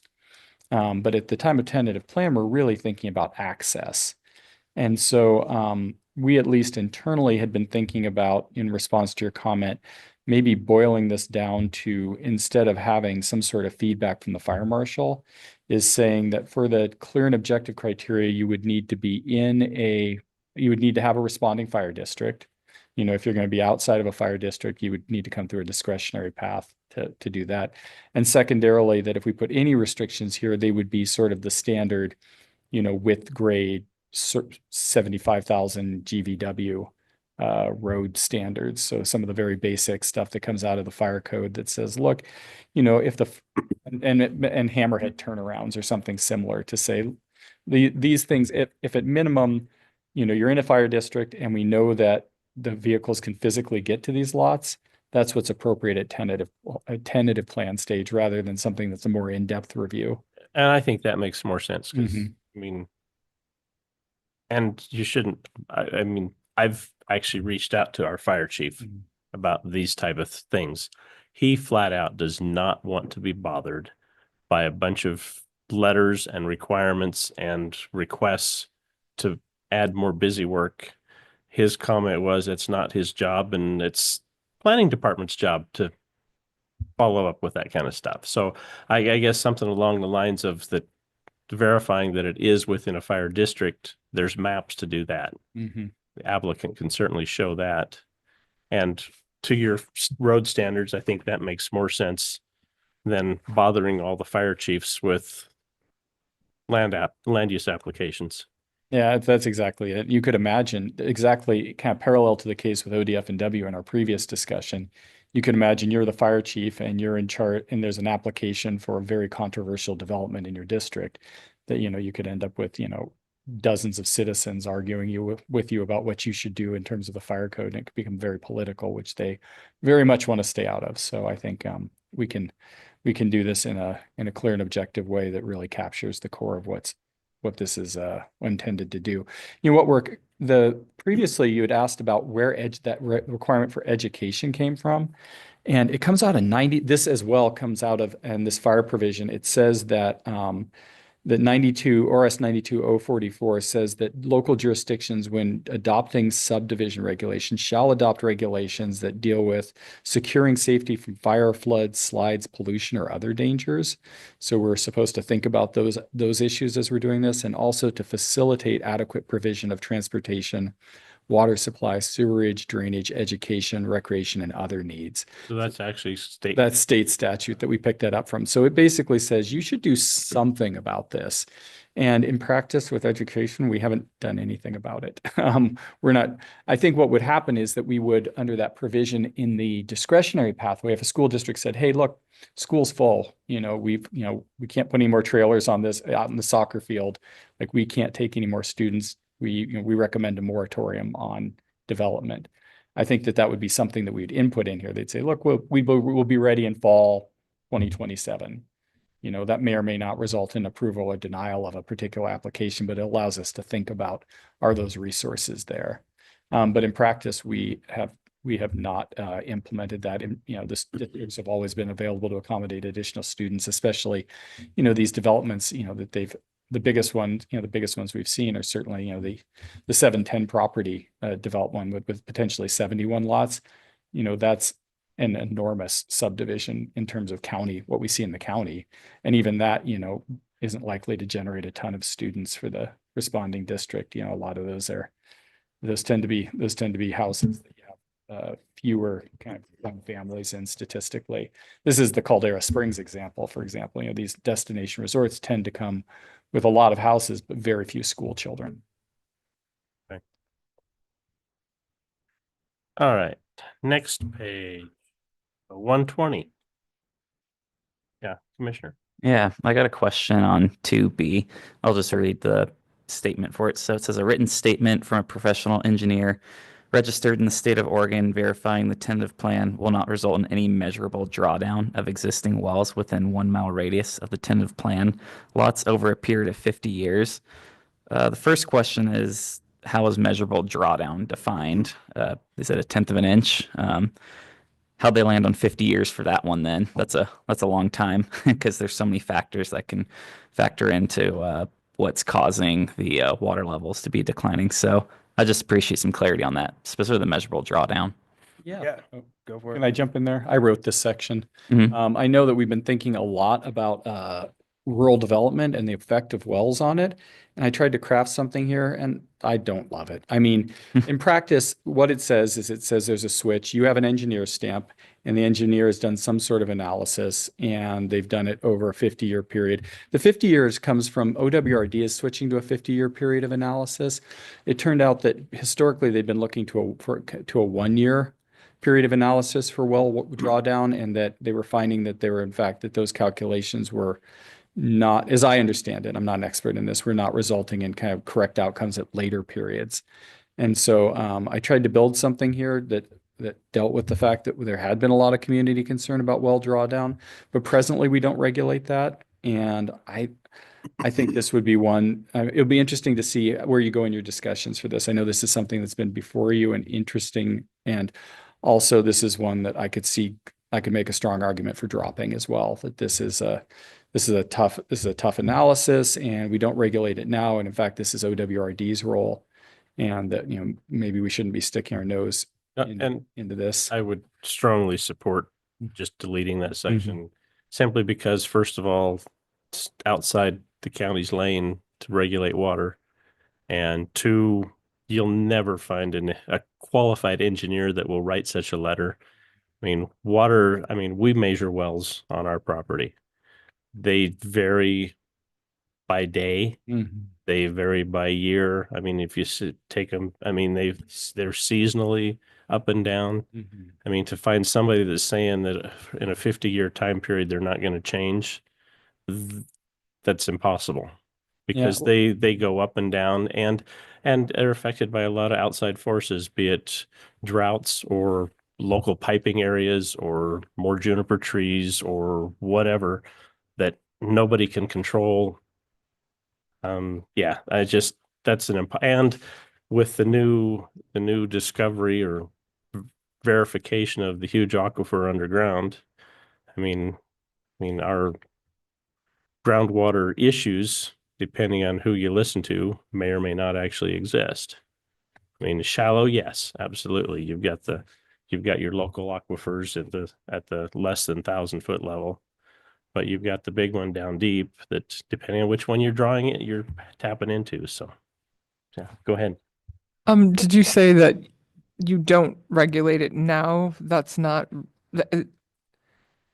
I'm struggling with the goal to make this like not qualitatively different than what you currently do. The rules now say that the subdivision shall contribute to orderly development.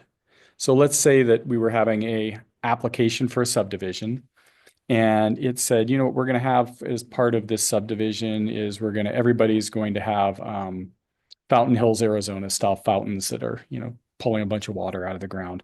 And somebody came in and said, if you do that, everybody's wells around you are going to go dry. So responding to your concern, Chair, is that the notion in hydrology is that there are what are sustainable yields, so that, you know, when you're basically your pumping effect, certainly well go up and down, but the notion is that in a mathematical sense, you're not pulling at the water level in some way that would measurably draw it down under all other variables being held standard. So I was thinking about that problem, but to your question, you know, under the current code, somebody could say, look, you know, you're going to ruin everybody's wells around here because, you know, you created a giant evaporation facility to get rid of water in the area, and it's going to dry up everybody's wells. That's a problem. That's disorderly. We might not allow it. So it is considered, I think it's part of what's considered right now, but it hasn't ever come up. And I think that we, to the chair's point, I've got some real concerns about, I had, 25 years ago, I had a grad course in groundwater, thought I would dabble my toes, pun intended, in this. And this isn't a solution to this. This is something that really I think we need to leave to OWRD, at least in my opinion of it. But I did want to we left it out there for you to discuss, because we know that there's been a concern about kind of rural wells and drawdown and impacts associated with subdivisions. And if we don't put in the clear and objective, they could say, hey, we're gonna every place, every lot in the subdivision is gonna have a pond, and every pond's gonna have a giant fountain in it, and it's gonna, send water back to the sky. Oh, of course. Go ahead. Yeah, just to finish the other half of the comment. Please. Yeah, so I respectfully disagree that it's not an issue. I'm super excited to learn about the huge aquifer, but as a well owner, I don't look forward to spending $40,000 to $50,000 to drill my well deeper when that time comes. So I think it's still an issue, even if there's plenty of water down there. We still have to get to it, and it's expensive to drill around here. So I would personally be very upset if a new development of any kind came in and had fountains everywhere and ponds and all. Suddenly my well goes dry. That's going to make me unhappy. And I would appreciate it if there were something in the clear objective lane that limited such a thing. However, I am kind of concerned about, the idea that this sounds like a new thing, at least to an unknowledgeable citizen reading it. It's kind of like, that's pretty specific and different. So maybe if there is a way for you guys to, I know, Will, you already spent a ton of time on it, but since you're not happy with it either, maybe there is some way to say this differently. I'm sorry that I don't have any language to recommend. So I might help with that. Up a couple, you have the suggestion that there be a will serve letter from a water supply district or utility, etc. And as a part of that, a will serve letter from them, they've already got the permits in place and they've already been through the process. So that would cover that one. The alternative, well, I guess the other one is that any subdivision going through the process is going to have to go to the Water Resources Department. Oh, I think that might be. They have to get permits for quasi-municipal, for irrigation, for whatever, unless they're putting in a whole pile of exempt wells, which is a whole different set of laws. And so I think your letter A covers what you're trying to get out with B. I think you're right there. And I think that the case that remains is the whole mess of exempt wells. So one thing we could do is that we'd have to look into this to see how it'd have an effect. I'm brainstorming here, but under 2B, we could have a requirement that says that, subdivisions of X lots or more are served by a shared well, because that would force them into the OWRD process. Right. Only for clear and objective. Which then Water Resources Department would actually go through this process. They would analyze, they would require the engineer's reports, they would analyze with their own hydrologists, and they would determine whether or not to issue those permits. So, Commissioner? I do know that for applying for a community water system with Oregon Water Resources, I believe it's a $2,000 application permit. It's more than that, actually.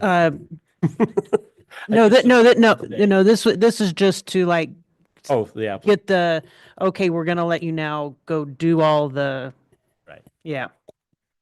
And to follow up on that one, there's a verbiage problem in A2 where it says all water rights have been obtained.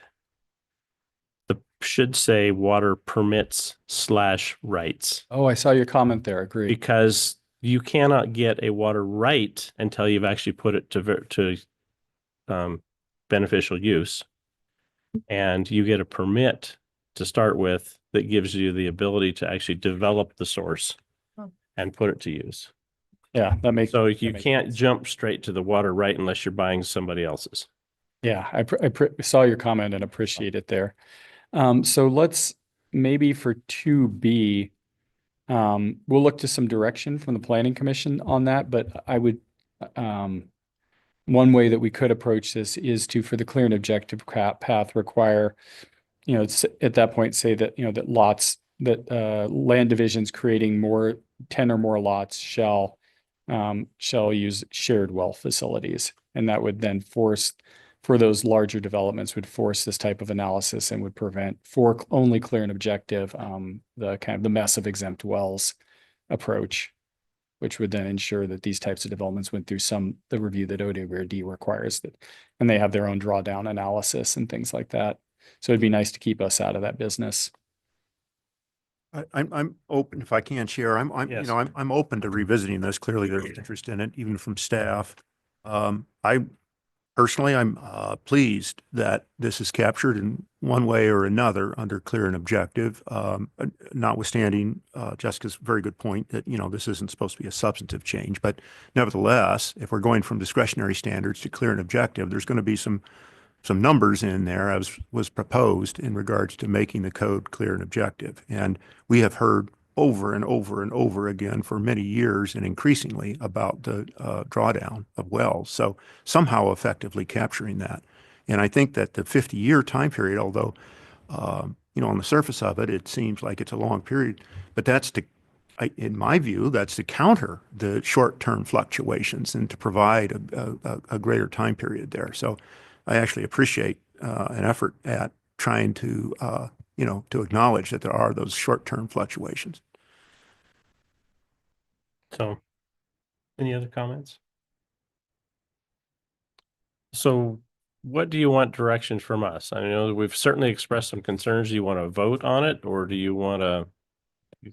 I think we would be comfortable. You're certainly welcome to vote on it. Let me see if I can echo back what I've heard, which is some interest in recognition of the ongoing concerns about well drawdown, a recognition that that the provision as written likely doesn't achieve the effect that that it's intended to deal with, and that and a recommendation to the board that they explore other opportunities, such as requiring shared wells for clear and objective projects beyond a certain number of lots, perhaps 10, with regard to this. But the idea that kind of a direction to the board to continue to pay attention to this issue, to either remove it in its current form, but preferably to put some, or to at least, or to explore the shared well approach. Yeah, I think the shared well might be a better approach. I think as written, I see it as a moratorium.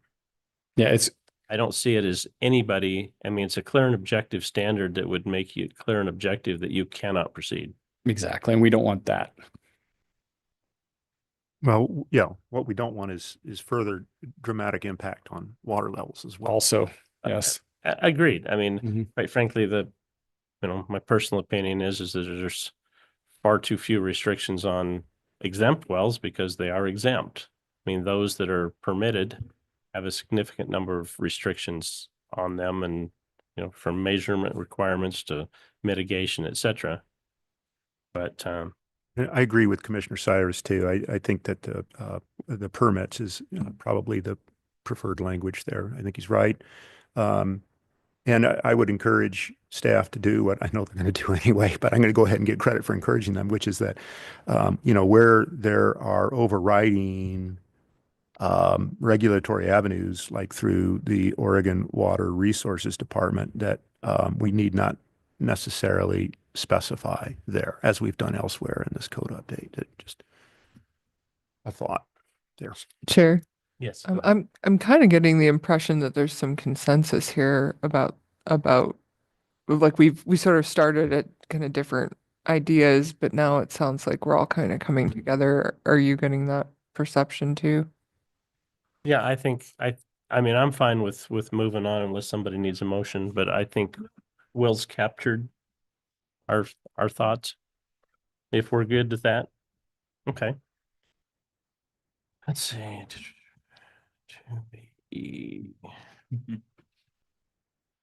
And the 2E, a will serve letter from the Oregon Fire Marshal or responding fire department. Fire department's easy. And maybe back to your other comment is that fire marshals don't do will serve letters because they don't fight fires. And at this point, we're simply requiring the clear and objective to be in a district. So it's my understanding that districts, I guess I could ask you this, maybe you know, that they don't really do will serve letters, that basically if you're in their district, If you're in a district, you're in a district. you're served. So, yeah. However, they Mhm. do contracts outside the district. Mm. So if you're outside a district, you could certainly get a contract from a fire district Ah, interesting. in So- many cases. So that you would need, so maybe the provision that we were talking about previously needs to say that either you're in a fire district or that you are under contract to a responding fire You could district. do that or just, Okay. or yeah. Okay. Do we want a reference to like go on dial then so people can easily know like to check they're in a fire district? Oh, we definitely, as part of kind of pre-application processes, will show up at the initial meeting and be like, yeah, you're in a fire district. Easy to prove a district. You just submit a map of the district. Exactly. Yeah, but it's definitely available on dial. So yeah, I think that's getting the fire marshal out because we actually contacted the fire marshal to make sure, try to understand how this works, and we came to the same conclusion. So, I mean, each city jurisdiction would have a fire marshal per se, but not necessarily the Oregon fire marshals. Exactly. For the rural lands. Okay. Page 121. Sure. Oh, sorry, go ahead. May I ask, please, staff about point 3 on that same page that we're on there, 120? Just as an illustration of how, again, the discretionary path differs from this new clear and objective. So the existing language would have something to the effect of an adequate transportation system. And this proposed alternate track is saying that, well, that's demonstrated with these letters of support. It's interesting to me that in some regards, this is obvious to you, but again, I'm just learning as we go along, that clear and objective is in some ways more discretionary or will maybe just require more work with some of these letters of support. I mean, that you're stacking up a fair number of external regulatory confirmation here for an applicant. Yeah, for a certainly. And this proposal. goes back to the comment I'll import here from the previous, our previous matter that, that these clear and objective standards are, I think that they're going to be attractive to people who may be making an application that's controversial. That they said, look, I'm going to dot every I and cross every T, and thus I will know that I'm getting my permits without being, subject to uncertain appeal. I'm going to do all the homework. I've got the engineers. I've got the fire, responding fire district. I've got all the letters. Whereas in a clear, in a discretionary path, we might just say, oh, you're in a fire district, and we send a letter to them for comment. They send us a thumbs up. We don't have to think about it any further. So exactly to your point. I think that this will be, many of these clear and objective paths will mostly be people who are concerned that there might be subject to appeals or other, other controversies, and they're going to show that they're, again, I's dotted, T's crossed, and that they can walk away with a permit if they do all these things. But boy, there are a lot, and I wish it could be shorter. I wish it could be, given the importance of housing. Yeah. Well, and actually to your comment, I agree. I think the clear and objective process is probably going to take 50% more paperwork in order to prove every box is checked. Exactly. We've been talking a little bit internally. It's, it seems like these applications should have lower fees, but we're not sure that they're going to cost us less to process by the time it's over. So we're going to do a study for the first year and adjust fees accordingly. Certainly not higher for clear and objective, but see if there's a real cost savings from, there being less discretion associated with them, and see if we can get some fee savings to people in association with them. Okay. Anybody else before we move on? Okay, page 121. 122.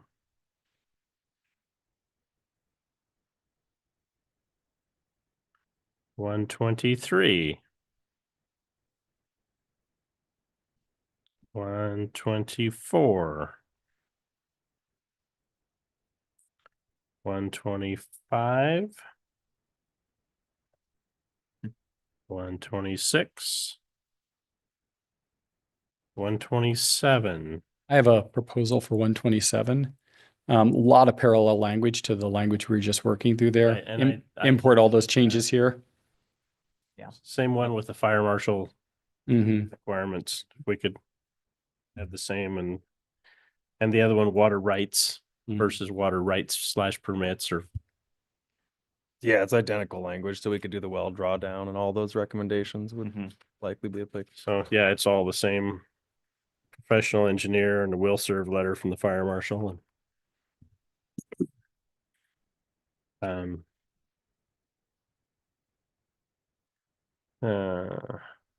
128.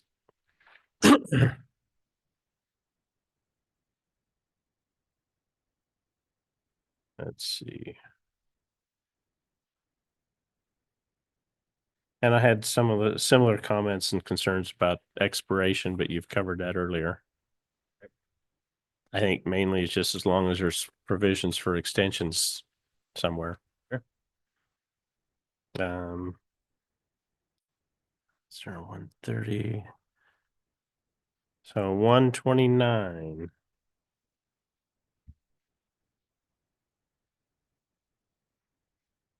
Kind of the same thing as far as extensions. 130. 31.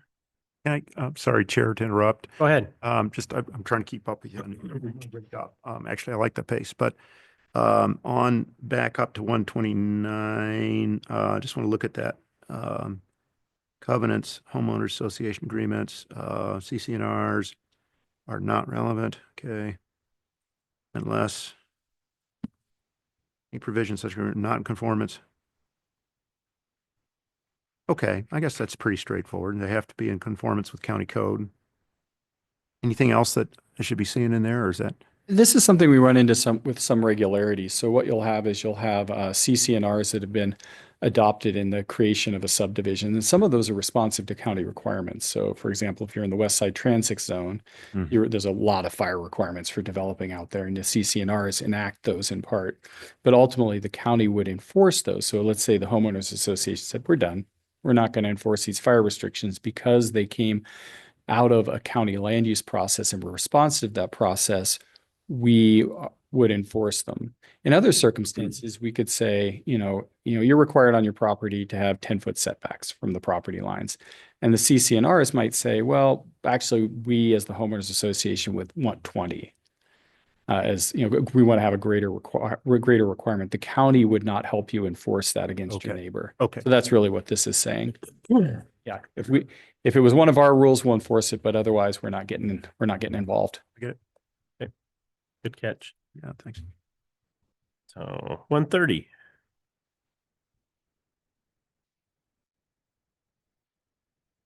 Uh, 131.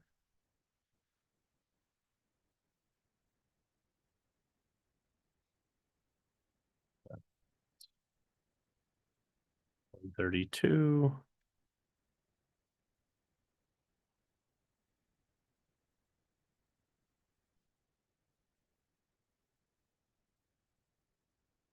33.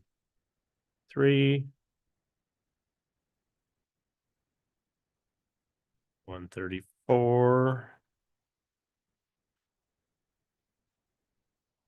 35.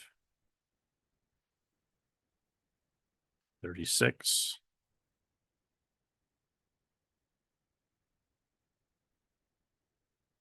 37. 38. 39. Mm-hmm. 140. 41.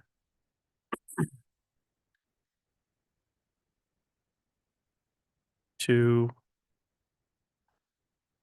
43. 44. If I use I'm gonna come in at, I think it's 1736.18, the road frontage, 136, 36 what? 0.18. Road Point. frontage, 0.18. yeah. You know, I think oh, it's- you know. No, I'll find it. I think it's 0.180. I think It's a one- little further. 0.18. 0.08? 0.180. Page Point- 150. 180. It's on page 150. Oh, At the end. I am in agreement with some of the public testimony that was provided, not increasing road frontage requirements to 30 feet from 20 feet.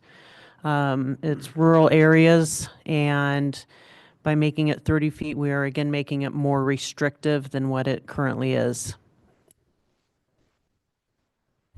There's a couple thoughts. Just we rolled around internally. One would be to restore that 20-foot just as a discretionary path. I think you'll notice that it's not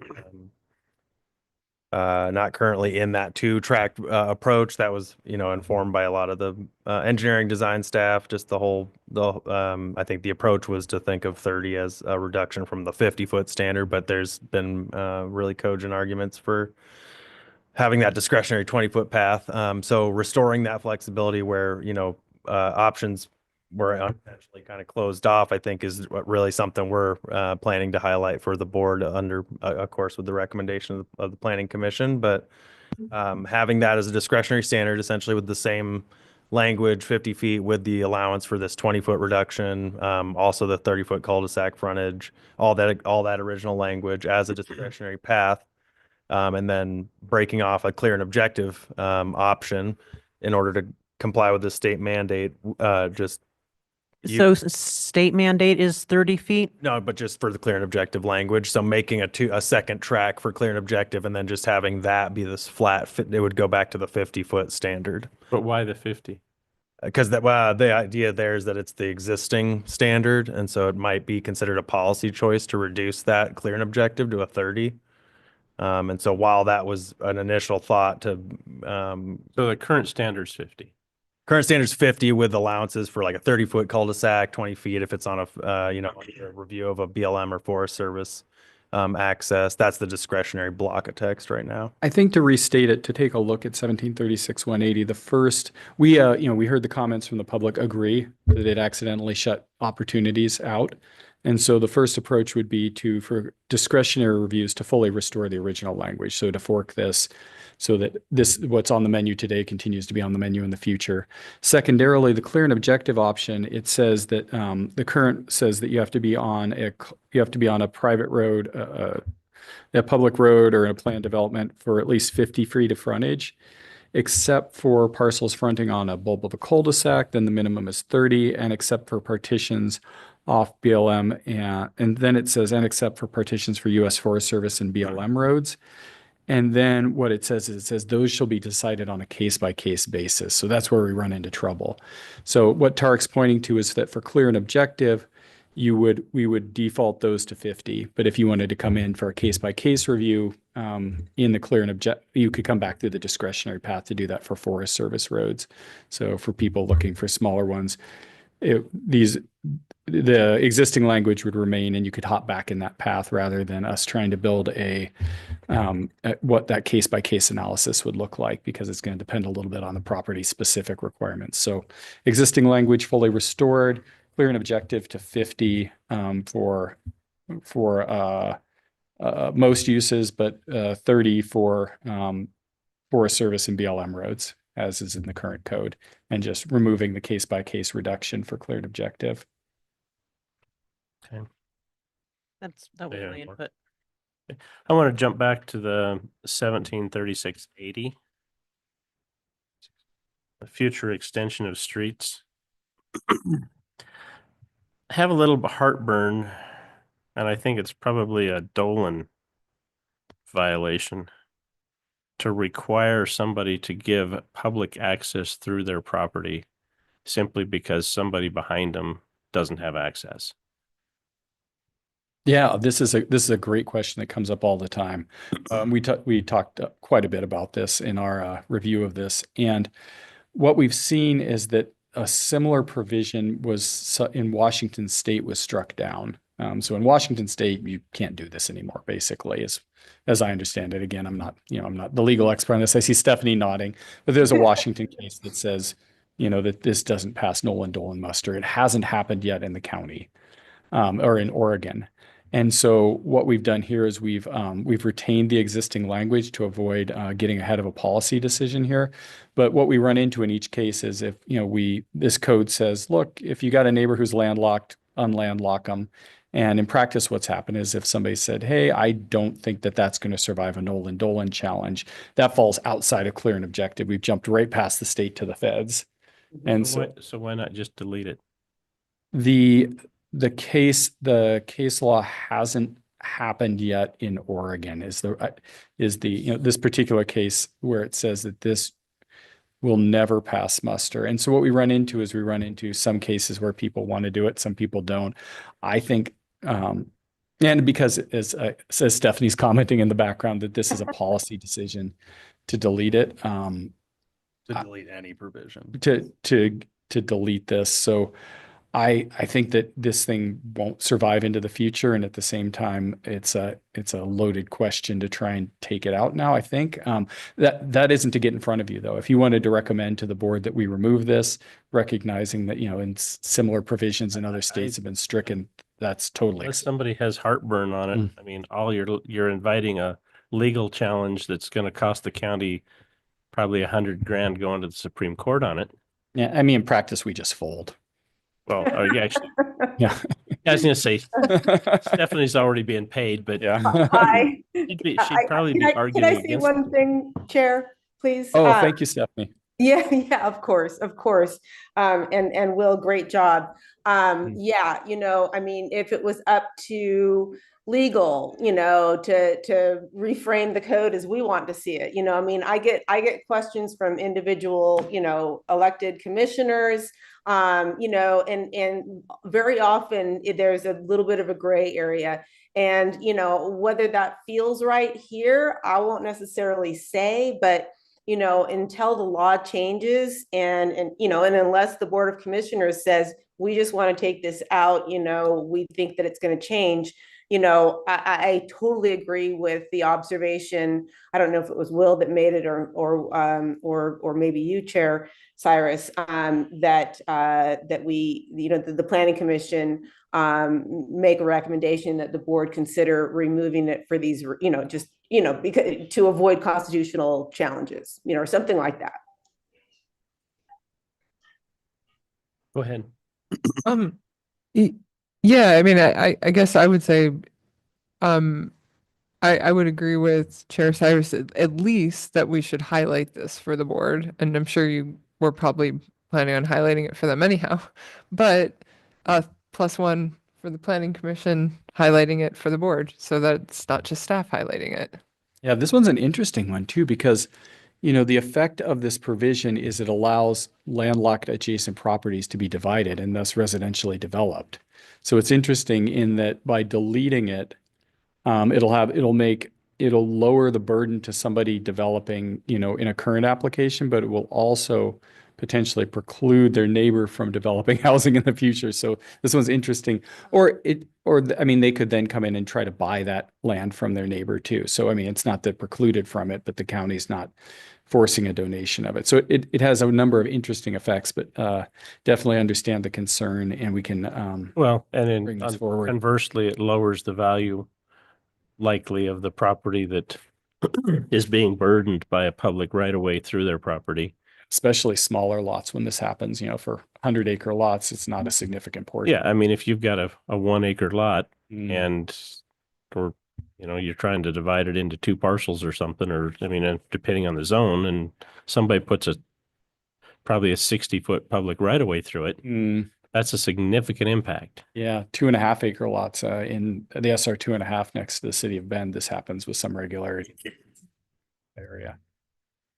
So I guess, yeah, Commissioner? No, that's a tricky one. I think it's good to highlight it. I mean, I'd sniff the, proliferation of cherry stems or something to connect landlocks, or else, or else just undevelopable parcels. So I think it's I think I agree with Commissioner Karas that it's good to flag this one Okay. for their review. So at consensus, we're recommending they remove that requirement. Well, I would say review. Yeah. Review. Yeah. I'm not making a recommendation one way or the other. I mean, She just got her highlighter out. yeah, I just got my highlighter out and I think that, yeah, that would be a conversation for the board to have and with the, maybe letting them know that one member had a strong feeling that it should be deleted. A couple other members said, you guys should really look at this. Yeah, we can. Maybe some other people want to weigh in too, but Legal counsel panicked. Legal counsel came off mute. I'll put my highlighter. Thank you. Yes. What's on this one? No, I'm still trying in my mind visualize all the different scenarios of how this could play out. I and mean, I'm for the still- guy that's got the landlocked parcel, I mean, it's great. Mhm. He doesn't have to go buy a right away from somebody. Yeah. But the guy that's being burdened, it could be significant. yes. Yeah, Nice to know. And it's, I mean, I could see too where existing access is provided, however, via an easement and with a proposal that access goes away. So then you become landlocked. So anyway, there's scenarios that one can envision. So There's even been a scenario where someone has multiple, because of weird property configurations, has multiple landlocked neighbors and would have to build, thus dedicate road right away in multiple directions to unlock multiple parcels. So some of But these have been. Aren't we too talking about brand new development where that can just be established prior to someone being burdened? Well, but it's just a matter of, I mean, back to parcel size. If you're dealing with a 100-acre parcel, a 60-foot public right of way may not be a big deal.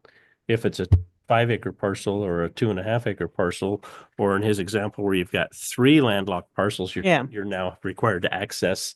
You've now eliminated your ability to develop potentially because of all the accesses you have to require. Well, maybe then the developer takes that one burdened lot and makes it community property, But I but the mailbox is there. being very familiar with the Dolan case Yeah. and the organization that actually took it to the Supreme Court, I think this is a perfect Dolan example. Highlighter. Mhm. Yeah, and in practice, some people, this is this is easy for them. They see this provision and they say, yeah, sure. And other people say, no, Dolan, and we typically say, you're probably right. Okay. So yeah, thank you for the recommendation there. Okay. And we'll carry that forward. I think that was the only one I had on that one. I'm back to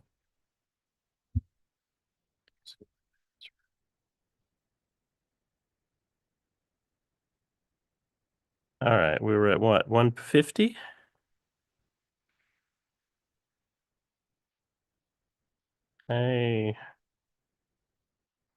In fact, I had another one on that one, on the bicycle and pedestrian under 140.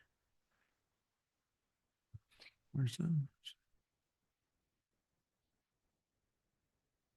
Oh, under C2A, little a, Page 140, you said? 149. so 149, page 149. At the very bottom of the page, it talks about tentative plan for the proposed subdivision shall provide multi-use paths within the subdivision. These multi-use paths shall be two-way facilities with the standard width 10 feet. These paths shall meet community standards, et cetera, shall connect with, under number 2, existing or planned neighborhood activity centers, such as schools, shopping centers, parks, within a half mile of the subdivision. Personally, I think you're getting into Dolan territory, and also how are you going to get the right of ways to connect within a half a mile outside your own subdivision? I think you're going to have a hard time enforcing creating paths outside your own boundaries. Yeah. Okay. We've always understood this provision to be only in effect on the lot.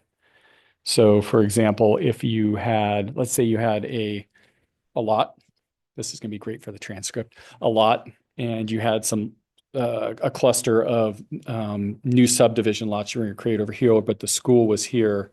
The notion would be is that you would be asked to make a bike path that got you kind of to the edge of the property. If there was a dead end, if that was, federal land or a forest or a field, you wouldn't obviously have to make that connection. But if, putting a path in meaningfully improved people's access, that's how we've understood it. And I'm fine within the development itself. Mhm. But maybe you need to add a little to that. A couple words, As- yeah.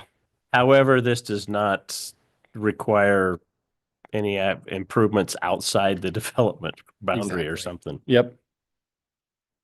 Because I'm looking at that one. How are you gonna go condemn a bunch of somebody else's property? Yeah, we actually already understood it that way, but I think the additional specificity never hurts. Well, given it's clear and objective, it wasn't clear. So at least,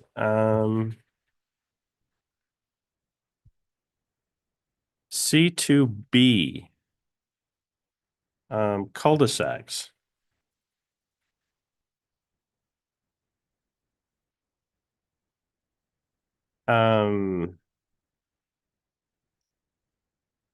Had some concerns with regard to some of the design requirements.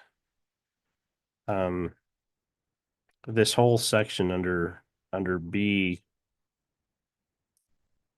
as far as the language and requiring or limiting cul-de-sacs.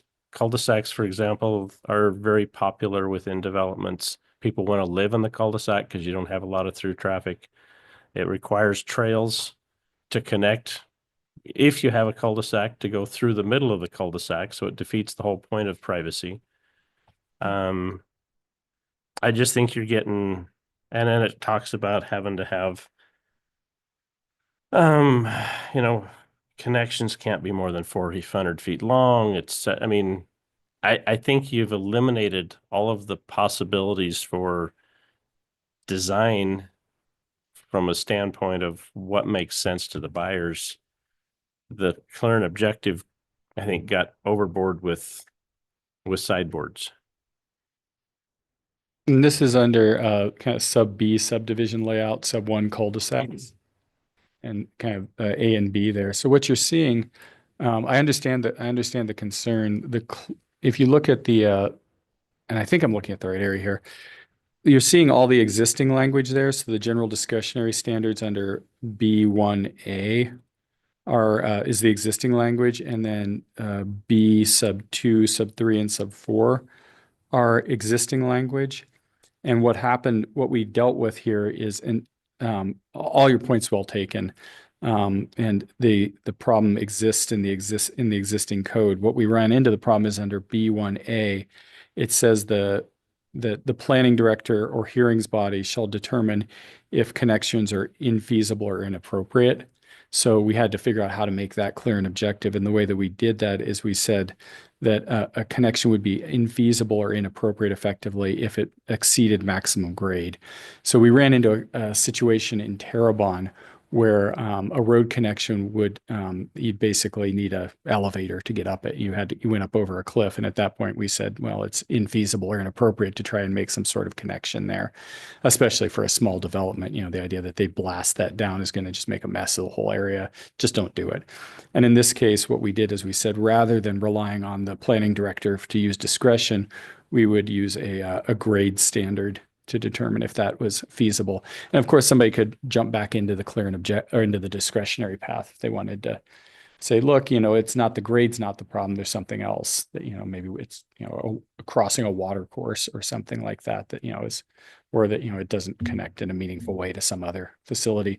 But your point's well taken that there's, I think this is really written for a scenario. Maybe we see some of these as you get into, as you come down, what is that, Mount Washington down by Putnam, there's lots there that really, they were at one point subject to these standards, and they really function like quasi-urban subdivisions where, cul-de-sacs cause may cause a school kid to have to walk 2 miles out of their way to get to the school because they can't get through the back of the cul-de-sac. In the rural developments that we see, people in practice, there's basically one access that gets you out to Highway 20 and then off you go. So these things are less important in those cases and probably need to be revisited generally. But in practice, these things, surprisingly, we haven't run into a lot of trouble with them. Even developments like Caldera Springs have figured out how to interact meaningfully with these. And there are provisions. It talks about kind of where these connections need to be made where they shorten your distance significantly on a path to get from point A to point B. Again, thinking of the school kids. So a broad policy question about cul-de-sacs generally, but in terms of what we've done here, we just said inappropriate is beyond a certain grade. Okay.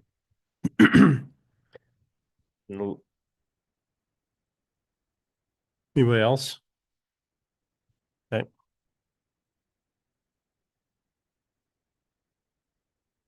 Uh, 151, 152, 150. Let's see. I guess I have one on 152. Has to do with the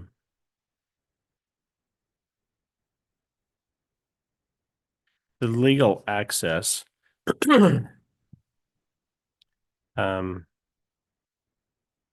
see. This is a bit of a repeat of the previous one. We have exactly shall abut on a public road. Yeah, this is that same, we ran into that same problem above that talked about the road frontage and came to the conclusion that or at least a recommendation to revert this to a fork, and with the first part of it being retained as clear and objective. So this is identical language to above. So I guess the question is it outside the realm of possibility or reasonableness just to say that it must have legal access? Yeah, this is a great question. So this is something that came up from you've raised this issue as well as one of our other commenters to the record, which is, should we allow the creation of parcels that have access by easement? And we did a little bit of looking into that. Most jurisdictions require access, and most rural jurisdictions in Oregon require access to a right-of-way of some sort. Some jurisdictions do allow creation of parcels that have easement access. I think, take this with a grain of salt, I looked at it quickly, but it appears Lane County allows this in certain circumstances. So this was a question, I think, this is one of these questions of it's a policy question that I think this is a really interesting question. And we certainly are engaging in some ways in policy in this. Not all of this is apples to apples. Applicant or the commenter suggested that maybe we should allow these access by easement. I don't think that we're not precluded as a matter of law from engaging with that question here. And at the same time, it strikes me as something that merits about a 2-hour hearing about just that topic. I think that you'd see parties come recognizing that it changes some of the ways that parcels could be developed. I think it unlocks a number of parcels in a way that, particularly if we're looking specifically to housing, is a good thing. If we're concerned about, density of development and water, there could be downsides to that. So I don't want to discourage you from flagging this for potential consideration for the board of potentially dropping the frontage requirement. We're not precluded by this. And at the same time, it's also one of the sort of the policy questions that we were trying not to load this into, trying to load into this process. One of the things that I think we've succeeded at is keeping kind of the hearings relatively poorly attended. Because this is a boring operation, and this would be an exciting thing to do, but also valuable. So I leave it to you all certainly to think about if you'd like to recommend the board entertain revisiting frontage standards to allow access by easement.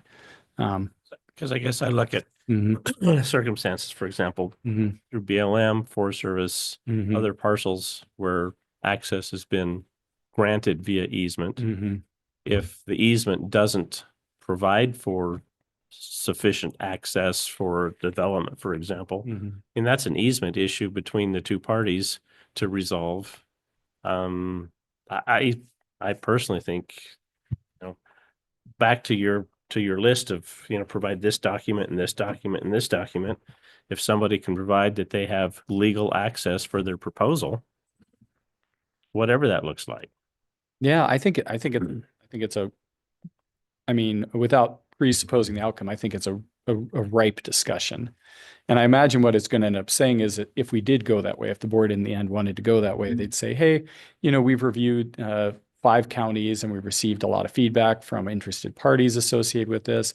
We do want to entertain the creation of lots that are only have easement access and do not have direct frontage on a road right away.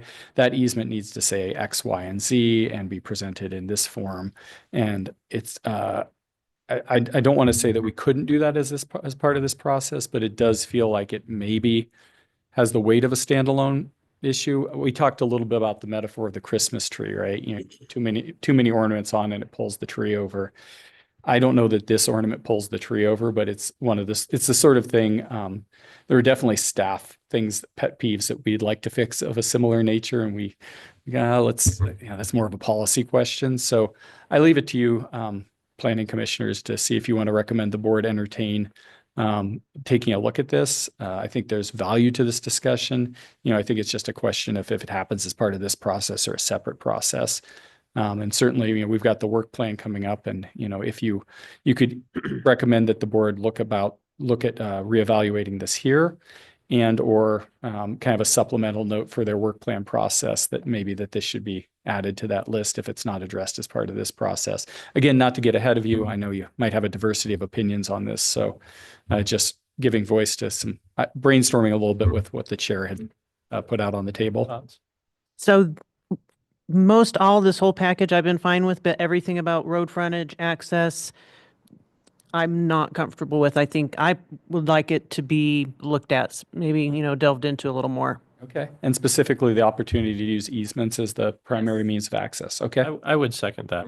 Okay. I think the accesses are a little bit stringent and unreasonable in places. And I think, back to your, providing documents from the fire department and the water district and all these the road I see could be just as simple as that, is provide the documents to show that you can provide adequate access. Well, anybody else? Thoughts? Go ahead. It could be something I would personally recommend either option, like something that gets addressed as part of our clear and objective project that we're doing right now, but also could be a parking lot issue where it's something that could be on a future work plan. But either way, it does really seem important to not just kind of shrug and go, I don't know, and move on. Yeah, certainly. Yeah, we can definitely carry this topic forward. It's one that's been interesting to me, and it's come up a number of times during the years. And usually the way people solve this is through sort of elaborate lot line adjustments with their neighbors to effectively get the frontage. So people find their way there generally, unless they've made their neighbors angry, at which point, and that doesn't seem to be the reason why a partial should be developed or not, as if you've, made your neighbors angry at a Christmas party or something. And I guess part of my thought with addressing it now, it's open, we're dealing with it. I mean, how many years has it taken us to get to dark sky Oh, stuff? certainly. If we were to I mean, revisit this as a to separate start parking things for future discussion, it's open right now. Yeah. Now's the time to address it. Go ahead. So I have 2 neighbors, both have long lots, and rather than each of them cutting long driveways through each of their lots, they made an easement between the 2 of theirs. They now have a street that gets plowed by the neighborhood rather than themselves. Yeah, and we definitely see it. I think going back to when I was first hired, the way this was explained to me is that fee simple ownership to a road, you always have some way out of your property. That at least historically there was a problem in Oregon and maybe elsewhere where people would have a parcel that was created and it would turn out that the easement wasn't robust enough. And then ultimately they'd build a house and then they couldn't legally get to their house. And so the way that this was solved in this code and many other codes in Oregon was that you own the property out to the road. So there's no confusion about how the easement might hold or not hold. But it may be that and I'm not an expert in this, it may be that the technology of easements has improved and that we have a pretty clear notion of what's robust enough to avoid somebody, not legally being able to get to their house without having fee simple ownership all the way to the road. Well, and maybe back to your paperwork, maybe it comes with a cover letter from an attorney saying, I've reviewed this easement, I feel it's sufficient, and then it's on somebody else's liability. Yeah, so it's definitely, it's an interesting question, and we can look at some of our sister communities who have explored this. And also we'll be talking to, of course, the road department. They have thoughts and concerns and driveway accesses that they have to deal with. I don't know if they intersect with easements in interesting ways. You know, so. back to your expert letters. I mean, you got the one from the fire department, one from the engineer. I mean, why not one from the attorney? I mean, I think, yeah, just to add on, like, there's other pieces that that might make this a larger discussion, in that, like, historically there's been coordination with utility providers, there's the mail service, there's other people that deal with that frontage and require that certain amount of frontage. And so while I think a letter is probably a good fix for that, I think the combined force of that is a pretty large discussion in terms of why frontage has historically been required, why it's still something that we look to. That's just aside from the security of the legal language in an easement. It's the function of that frontage for things like connection to utilities, connection to road improvement add-ons, things that are even related to drainage and stuff like that. If there's a continuity of that right-of-way frontage that has everybody involved in that frontage, just having actual direct frontage for whether they need to stem into a utility or whether they need access through something that's an ongoing improvement project, that's been historically a very central consideration for frontage. And so I think that, again, if there's any future discussion, larger discussion, if this becomes a standalone text amendment, that would could foresee that being a really large discussion involving all those utility providers, different agencies, things as simple as the mail carrier is sometimes not such a simple process once it gets down to the frontage that they have relied on. well, and my specific comment was the public road portion as far Sure. as versus legal access. Absolutely, yeah. I've actually run into this case. I had a case where a neighbor had an easement that very clearly stated vehicular access, but then when they tried to run their power down the road, the person who owned the lot, the person who was granted the easement, said that's not what the easement says. You can't build your house because you can't run your power utilities down the road because it says it's for vehicular access. So, as we build these easements, we'd have to build them presumably in a real robust way that says, here's all the things that you potentially would need to get from a road to your house, and make sure that the easement covers all of them. Well, and I would certainly agree. I mean, that's bottom line is you read your easement and you have your attorney read it for you by your property. Yeah. I mean, I can sympathize with the problem, but also that's the way what the easement said. They maybe should have read it. Yeah, sure enough. Yeah, but I think we have enough guidance to go on here. I think we understand the nature of the question and the interest in the Planning Commission and seeing this explored. We'll definitely bring it forward, and certainly we have a party who's testified before you, and we anticipate will testify before the board on this. So this issue will remain ripe, and we'll be prepared for it. Commissioner? I was just, Tark, you're kind of, I feel like you're like my expert transportation road person. Okay. Okay. And are you recommending that this is a later? I'm not recommending anything. Okay. I didn't know with that comment if it was like, hey, this is like a bigger deal than what. I wanted to add those because I do think it was bigger than what that discussion started out as. Yeah. But I think just with that added information, that's your choice to recommend what you'd like as the Planning Commission. Yeah, to elaborate Tark's position, I think that could we handle this as a separate process? 100%. Can we handle it in this process? Probably. Okay. But it's a strain on this process in some ways, but that doesn't mean it shouldn't be entertained. Okay. I didn't know if he was being if it was a polite, like, oh, you guys be careful. No, I mean, there's the entire, like, when we talk about policy decisions and things like that, I think that when it gets too large and it's something that is subject to potential appeal, then we run the risk of blowing our legislative deadline of July 1st. That's one overarching, just broad consideration. So anytime it's something like this, like removing a whole thing, having something that might be a larger, slightly more contentious discussion, you increase the risk of that appeal. We increase the risk of drawing outside of the parameters of what we scoped the project as to the state, even, which is appealable on itself. So that's a consideration with anything that comes before the Planning Commission. That's all I would really add. Okay, any other comments, questions? Sound like we have at least nominal consensus that would like him to take a look at it. Absolutely. Yeah. I've noted it just for highlighting and I mean, I'm certainly strongly aligned with Commissioner Williams that I think the clear and objective version could be a little less stringent. certainly, yeah. I've highlighted Still it. be clear and objective. Certainly. Yeah, I've highlighted it for review before the board and then sort of with this emphasis on the potential use of easements or inclusion of that easement language. And for legal access, that I think was good, specific wording. So.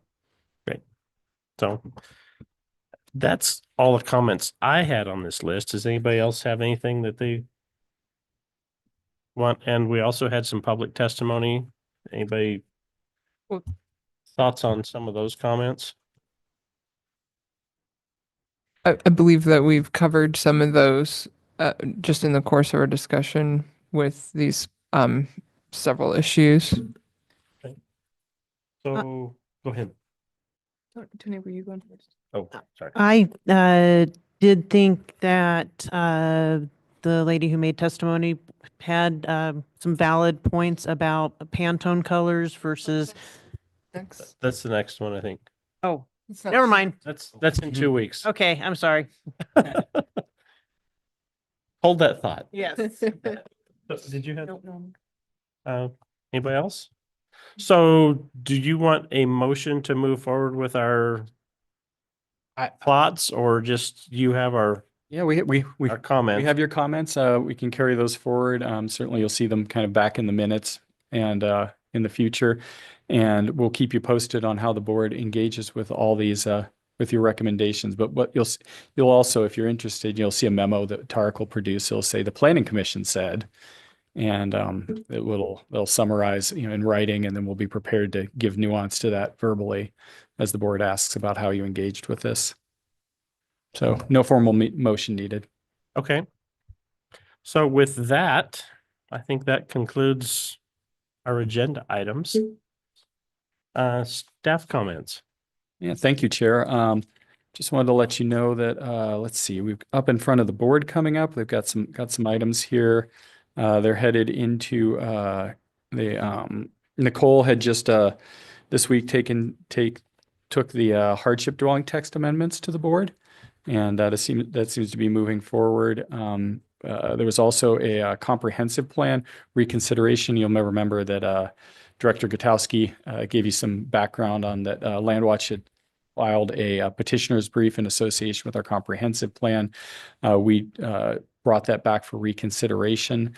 A lot of that stemmed around and I can't remember how far we went into this, about the language of the plan. It said in our ordinance that we were going to wholly repeal and replace the comprehensive plan with a new plan. And we did that to basically for just clarity of the document, to avoid having to make a giant underline strike through version that was incomprehensible for the length of the document.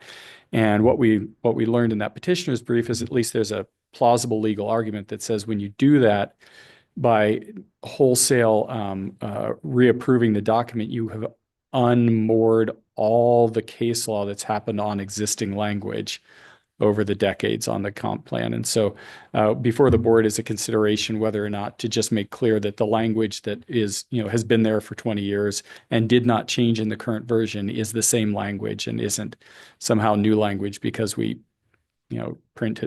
we referred to it a certain way as we talked about how we replaced it. So one of the big work projects for Nicole was a giant underlined strike through version that showed what was the old language and what was new language. And so the board's evaluating that, and that hearing process is going on, and there's an open written record for a month to receive additional comments associated with that. Thornburg back of course before the board on May 5th on water rights issues. Big one there. That continues into May 7th, and our work plan will be taken before the board on the 7th. And let's see, RVs as rental dwellings, consideration of first reading. So board took a look at that, and with some revisions has decided that they'd like to approve that. I think you'll be interested to know, I don't know if we had talked about this, that they picked like the ADUs, rather than a 1 acre minimum for those, they picked a 2 acre minimum with a 5 acre minimum in the South County groundwater area. So I think that addresses in some ways, there was concerns about the number of lots that were going to be eligible. The Planning Commission, of course, recommended denial by a margin. And the number of lots would be reduced significantly by the board's choosing a larger lot size. Coming in front of you, of course, is coming up on May 8th are the deliberations in association with the Goal 5 amendments, and we'll be ready to talk about, was it 54 colors? I think it should be 60. And unless there's questions for me, that's all. Thank you. All right. Tarek? Tanya? Stephanie?